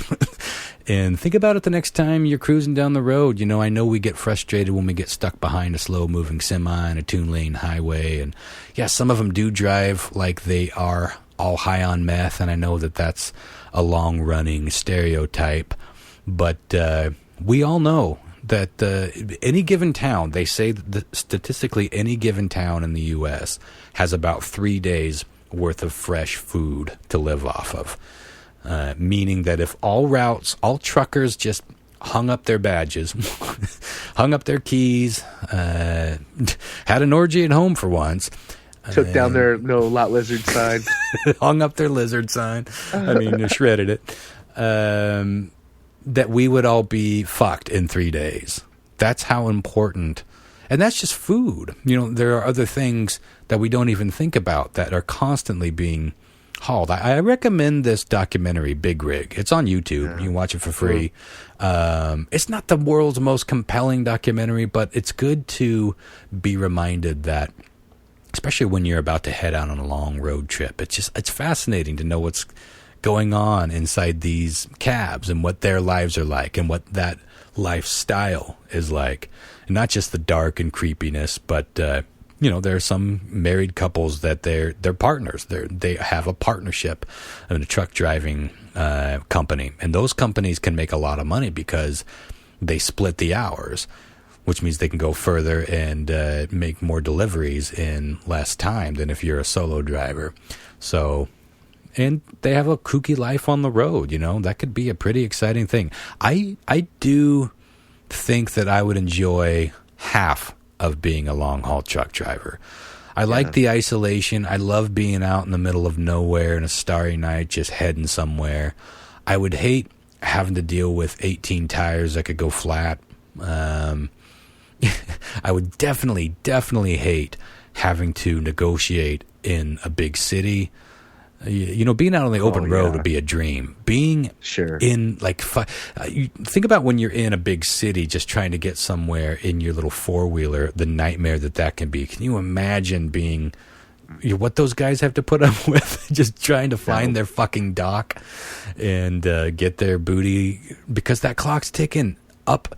It never stops. It's not like it stops as soon as they find the place. It just starts again. It's like, okay, that delivery's done, off to the next one, and the clock is ticking. It's a fascinating life. It sounds like a terrible life. Yeah, you really have to be a specific type of human to like it. And I think even those people that are drawn toward it, they do suffer. I think it's an unhealthy, abnormal, fringe society that even negotiates that job for a little while. And the reason that there are only to me it sounded like a small number that there are 3 million long-haul truckers in America. But that number seems to be pretty steady because so many of them think it sounds like a way to go, and then they get 2 months into it and they're like, I want to kill myself and other people. So, yeah, interesting shit. Fuck, I will not look at truckers the same, I swear. Good. This is like a JFK level ep for me. Yeah, I was hoping that the next time people got passed by an 18-wheeler, it'd be like, I wonder what his story is. I wonder who's got chained up. I'm a little disappointed Large Marge wasn't brought up in this news. Well, the Large Marge, if it'll make you feel better, was my first idea for the episode graphic tomorrow. So I'll try to remember to go with that. Well, how about we get on to some weird trivia with Christopher F. Hart? Back to front, weird trivia with Christopher F. Hart. Y'all ready for it? I can't even remember how that song goes. What's the you main had riff it. there? You had it, man. You know, John Mark, I really hope that you agree to come with me on that trip because I'm just going to play that shit on repeat. Nice. Just, y'all ready for this? Do, do, do, all the way to Wenatchee. Yeah, I don't even. Yeah, what is it? Who is that? I don't fucking know, man. It's just one of those songs that they play at sports arenas. You know, like the only time I hear It's not certain songs. CNC Music Factory, is it?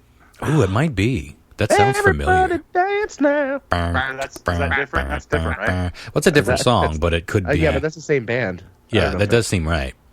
I think we need to do some research, boys. If only there Right. were some sort of computational device within reach of our paws. But alas, Alas, we don't care. yeah, we don't care. All right, let's All right, talk let's do about some news let's talk trivia. about a streak here, specifically John Mark's streaking. Oh boy. He is wiener out right now. He is and going streaking. In Yes, public. Three- If only you could see. 3 in a row. 3 in a row, baby. Now, John Mark, don't give this up. I genuinely want to see how far you can take this. Okay. So don't be a little bitch. Like Yeah, Ron. it is fun. It's like what's his name? Ken Andrews? Is that the guy that was on Jeopardy for like 90 weeks or some shit? Like No, that? Ken. Ken. What the hell is this? It's not Probably Andrews. like, It's Jesus, get this guy out of here. Ken Jennings. Ken Jennings. Yeah. Same thing. Yeah. We came at the same time, Ron. We're good comers today. We're good comers. So I think that there is something lovable and hateable about both in an enjoyable way, of course, about a streak. And it's all the more satisfying when you get to topple said streaker. So I might shift. I might shake up my strategies. Shake up your strategies. Well, you know when you got problems when you got to rethink your strategies.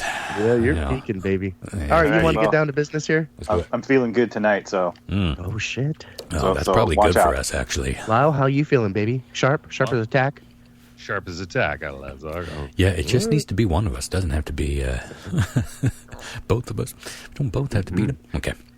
All right, question 1. A Welsh seaside town plans to install some public toilets with some high-tech measures to keep people from having sex inside of them. I guess that's a real problem there. Now, if the bathroom, I think these are like single stall, like, almost like fancy state-of-the-art handy cans, so to speak. Sure. Now, if the Not a bathroom honey detects... Yeah.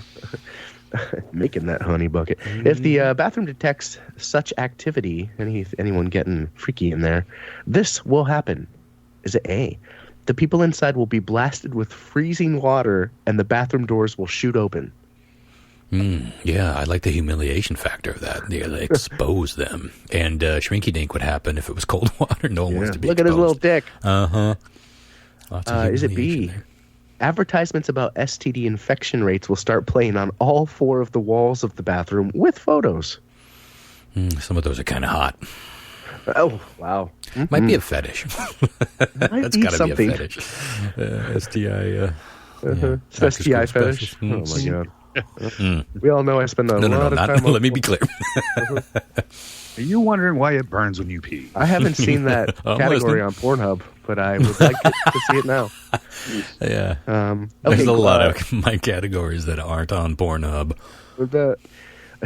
Man, I got a million jokes I want to say right now, but we're going to move on to Yes, we C. gotta move on. The toilet will spray something similar to fart spray, giving the entire bathroom a stink bomb smell. Well, we already got enough odors to deal with during sexing, Just stink especially bomb it out. bathroom sexing. Yep. Yeah, we don't need Or more. was it D? The couple will have a photo snapped of them, and a censored version will be posted online for all to view. Boy, all of these seem... There's only one that seems like it wouldn't have a legal issue, but I don't know. some What of do I those know? don't seem like much of a deterrent. Maybe Well, a I guess propellant, that's the rub. No pun intended. Okay, John Mark, you're going to go first again, buddy. I like A. I mean, I don't know what the correct answer is, but I like A. That seems like the most. That seems like the thing that would get you out of there the quickest. Okay, fair enough. Ronster. I like A as well, but I feel like there may be some legal issues with just tossing a door open to a bathroom situation. I'm going to go with, I think to me, the safest one for any organization to bestow upon their loyal customers. However, Randy would be, I believe B was the STI Yeah, your fetish. Yeah. Your fantasy, their nightmare. STI fetish. I just remember those films in school. You got to remember this was before. The best you could hope for was to find like a Playboy, or even better, like a Hustler under someone's uncle's bed. So when you had any like sex talk at all in school, although the hypochondriac in me probably outweighed any interest in it too, because I'm the kind of guy that I think I literally thought that I had AIDS well before I ever had sex. Just We're still not sure. I got the AIDS. Yeah, I'm still not sure. We can't know. It can be dormant. Lyle. I feel like it's a little unfair. Like if you're out actually getting exercise and you had one of those shake weights and you went down to take a number 2, and you're just exercising, and all of a sudden it shoots you out while you're getting a little exercise in. I feel like it's very unfair. Yeah. How does it read? How does it? That's what I want to know. I didn't get it too far into. It's got sensors that will determine if there, I think, are 2 bodies in there, and I imagine a good back to front mechanism might look like something nefarious happening in there, Christopher. May have this out the hard way. I'm going with the fart bomb, stank bomb. Stank bomb. That's a good one. Yeah, that's fairly safe, I suppose. Although you're ultimately releasing chemicals into a very small room, which gives me pause. Question 2. This well-known household brand recently announced it's going to release an alcoholic hard coffee that you'll be able to purchase at stores near you soon. Ow, cat, get off. Sorry, stupid cat. All right, is it A? Stupid cat. Is it the stupid cat? Is it A? You can't throw a cat. Remember, you can't throw cats. Yeah, you There's can't. a big thing going around right now. Is that a thing? Yeah, on Twitch. Some girl was like, she's playing a game. It was so fucking dumb. She literally lifted the cat over her head and like dropped it behind her because the cat jumped into her lap, and people were up in fucking arms. Like, you threw your cat. It was so dumb. Well, there was another guy on Twitch that threw a dog. I remember seeing that. But that guy's in trouble now for possibly sexually assaulting someone on camera, partially on camera during a live Was it the stream. dog? Might have been the dog. Would have better Row means better row. the dog than the person, I guess. But how many cats have you seen fall 3 feet, land on their feet? You know what I mean? It's like, I don't know. Have you ever done the thing? Be honest. Have you ever done the thing where you drop your cat like upside down like 3 times in a row, and then you drop it right side up to see if it automatically flips the other way and lands on its back? You ever done that? No, but I gotta hang up right now and try that. Yeah, do it. Okay, so let's Folgers. We got Folgers so far. So what household brand is going to be making a alcoholic iced coffee you can pick up at stores soon? Is it A, Folgers, B, Dunkin' Donuts, C, Pabst Blue Ribbon, a beer company adding coffee to it. Huh? or D, Four Loko? Okay. I'm going with PBR. PBR all the way, baby. Okay. Well, I don't get this pairing. I don't get alcohol and caffeine pairing. I don't want those sensations at the same time. So this You whole never thing, had a vodka Red Bull? this whole thing gross me.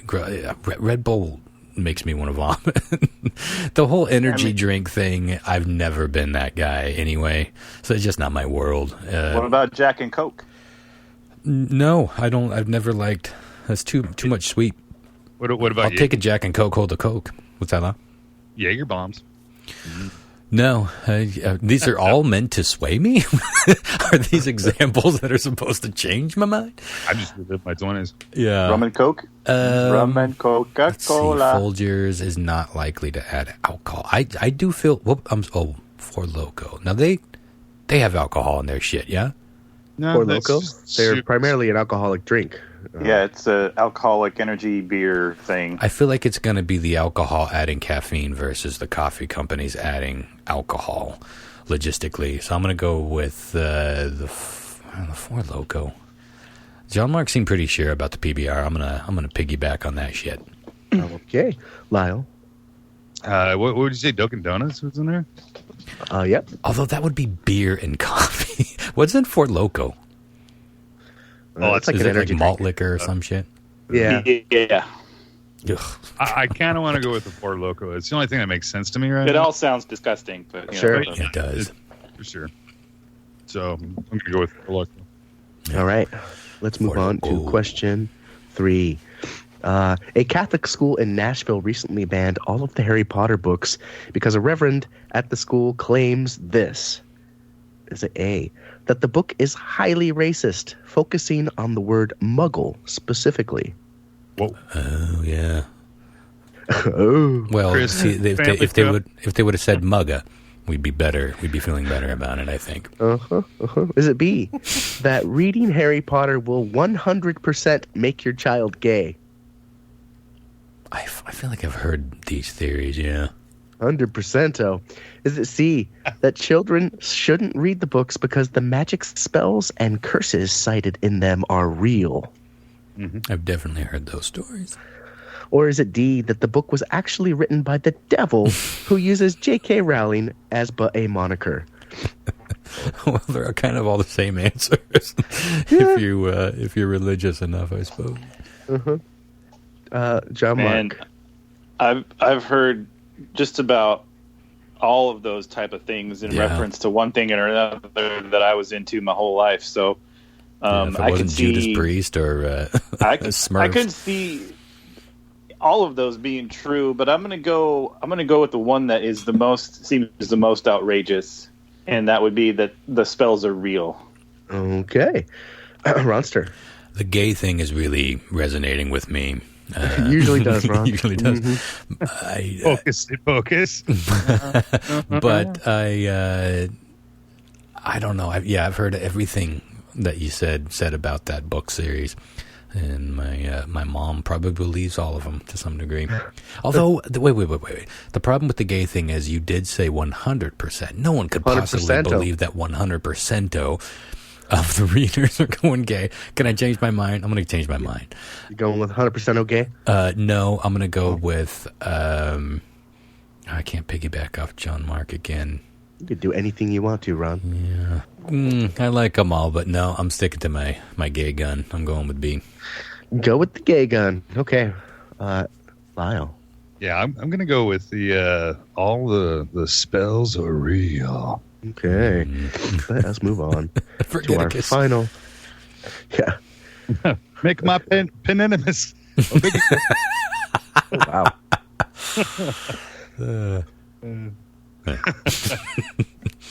All right, question 4. Man, I got a Star Wars boner right now after that last trailer drop. Did you guys all watch it? The last trailer for yeah, I did watch it. Well, no, there's an actual trailer for the new Star Wars movie that dropped maybe a week ago. Well, what's the Mandalorian? Isn't that that's a series that's going to be on Disney Plus streaming. It's like a live-action TV series. What's the new movie called? It's called Rise of Skywalker, I believe. Oh, right, yeah. And fuck, it looked good. It lots of questions, which is what I love. So, here's some fun Star Wars trivia for you. As a joke, when George Lucas distributed the script to the cast and crew working on Episode 2, he titled the movie this. Is it A, The Force is a Lie? Is it B, Jar Jar's Great Adventure? Is it C, He's Not Really Your Father? Or is it D, Pew Pew Pew in Space? That's adorable. John Mark. John Mark? So what was this episode 2 of the original trilogy or the sequel, the prequel trilogy? This is episode 2, legit. Okay. So the prequels. As a joke, nobody knew what the title of the film was when he distributed all the scripts to the actors and the cameramen and everything.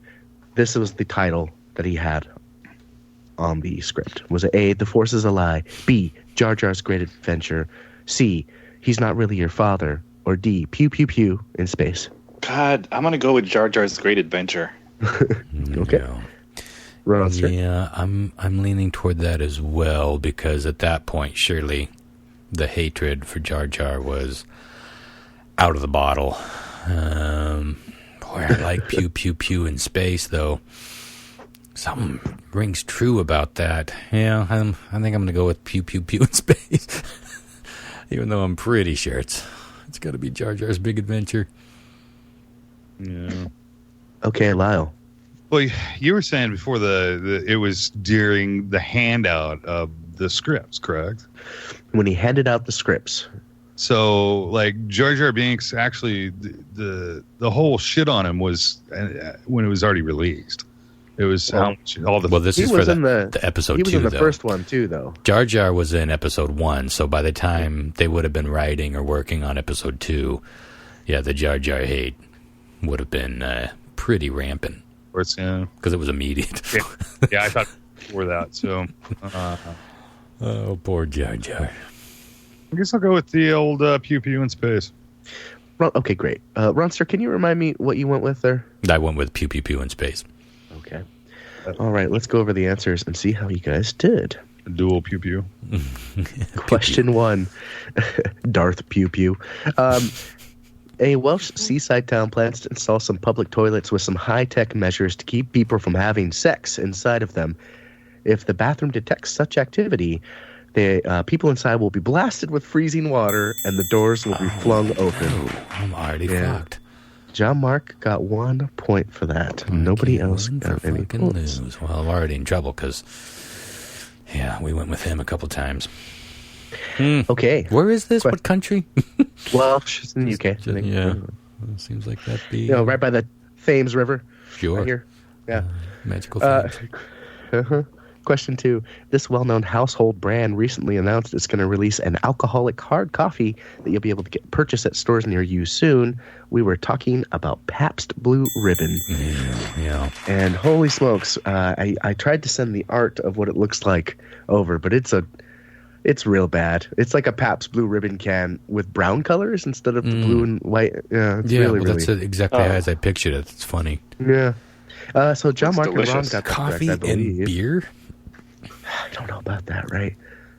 I suppose, well, we have stout. Like, we do have dark ales that sometimes have coffee Sure. notes. So I guess if they...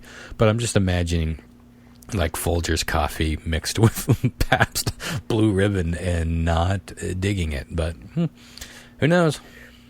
It's a cash grab anyway, right? I mean, let's be honest. This isn't going to be a quality Stop it product. at the radar station. Yeah, I will. Stop it at the radar station. Let's see how it sells. I'll grab that cash just as much as the next guy. Question 3. A Catholic school in Nashville recently banned all of the Harry Potter books because a reverend at the school claims that the children shouldn't read the books because the magic spells and curses cited in them are real. John Mark is... God damn it, why are people so dumb? Yeah, well...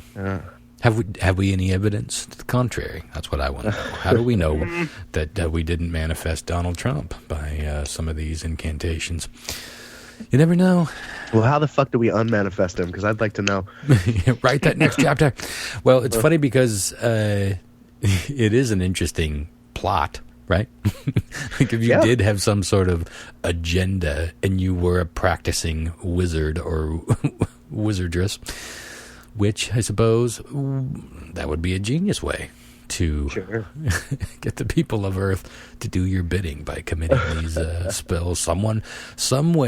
Somebody right now is saying those spells out loud or to themselves. That's powerful. Sure. Okay, question 4. A little Star Wars trivia here for you. As a joke, when George Lucas distributed the script to the cast and crew working on Episode 2, he titled the movie Jar Jar's Great Adventure. Yeah, it had to be. You should have gone with your gut. John Mark, it wouldn't have done me any good. Swept Wow, the I game. got 4 out of 4. Yeah, you went big, baby. You pulled your dick out just right on the table. I told you I felt good about today. Right. 4 Yeah. out John of Mark got 4. Oh, now listen to this. He got 4 out of 4 on his 4th straight win. Now, you numerologists out there, do what you want with that. That's funny because 444 is my lucky number. It didn't do anything for me, but it seemed to be lucky for John Mark. Well done, John Mark. Real happy for him. It's Thank my you. birthday month, you son of a bitch. All right. Well, that about wraps things up for this episode. 2 hours. Holy shit. Let's get on out of here. I think it's long. I think it's almost 2.5, man. 2 hours and 5 minutes is where we're at by my clock. Oh. Unless we travel through time, but maybe we went across state line back in time. No, Okay. Doesn't this at least kind of make you want to drive by one of those big truck stops that are in your area and just do a couple loops? Just see together. If you see anything. Let's do it together. Let's do it together. You can dress as the lizard. How bizarre. The lizard lot boys. We just knock on all the doors. We don't care. Why didn't we pick that name as a podcast? Lizard Lot Boys. It's probably a name for something. The Lizard Lot Boys. I'd watch that show. All right, guys. Tune in next week. We are going to be talking about 9/11. I do want to throw out a not so distant early warning at this point. We are doing a fundraiser for Lyle's medical bills. When we started this with the old show, then we took a break. Lyle had to go through a bunch of shit, and we all just got busy doing things. The fundraiser, we started a fundraiser, and it got rocking and rolling, and then it just stopped. And we want to get that going again. And I think the best way to wrap that up or culminate it with is, I don't know what I'm trying to say. The best way to put a punctuation mark on that is to do an actual fundraiser. So we're doing an event called Lylepalooza at Radar Station here in sunny Wenatchee, Washington, September 28th. Now, among other things, for those of you who don't know, we Lyle excluded, John Mark, Christopher, and I occasionally play music together in a band called the Bloody Oranges. And we have not played since 2012, I think. Oh, wow. This will be our first show. We're going to get together and play our first show since 2012. There's going to be a couple comedians. There's going to be a magician.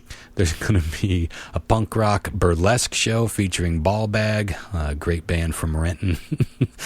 It's going to be a fun time. Now, it's a $20 ticket, and they're available right now at radarstationart.com/tickets. We're only selling like 45 tickets to this thing, maybe 50. We're thinking about pulling out some chairs and pushing it to 50 or 60. We'll see. It depends on some of the other things that are happening, because we're also going to be doing silent auctions for art. People are donating all sorts of things like artisan soap, handmade jewelry, tickets to shows. Basically anything that we can get people to donate to that people might want, it's going to be available for silent auction. And you pay what you pay. You might get something amazing for like $10. That's how these things work. You never know. Half of my house is furnished with charity Ron art. It's a great way to get some cheap art, because I fucking love it. Yeah. But to be fair, I have stepped up and paid full price for at least one or two pieces. You definitely have. Huh. Yeah, and I like going and revisiting those pieces in your house. Which ones are still put together? I go over to Ron's house. I've noticed he look a little thin. I'm like, hey, buddy, you eating all right? Yes. You enjoying that painting of a skull with 3 boobs I made here? So. Gotta go, bye. $26. Yeah, good times. Yeah, we used to do that shit in my house. And that's where I started Radar Station. That's why I started Radar Station, was to continue to do those kinds of fundraisers, but have a better space for it. But I didn't know it was going to blow up the way that it did. But anyway, September 28th, Wenatchee, Washington. If you can make it, by all means do. But the exciting thing is, for those of you who can't make it, especially for those of you abroad, we're going to be live streaming it for a one-time fee.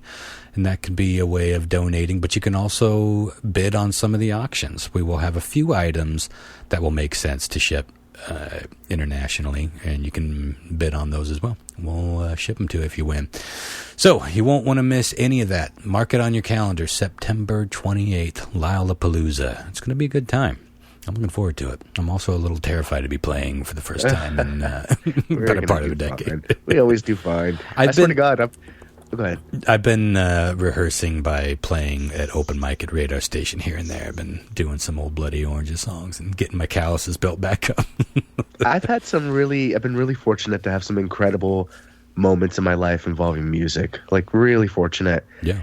But one of my absolute fucking favorite moments I've ever had on stage was when we played Purple Rain with that musician. Brandon Schott, yeah. Brandon, oh my God. And that was fun. I never played it before. I was learning it in the car on the way up.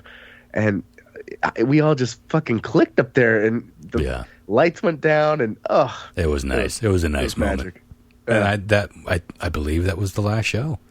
That was in 2012. God. I think that was the last show we played.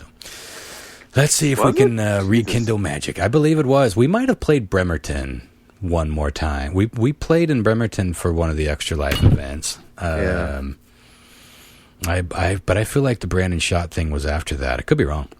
I can't remember. We're old.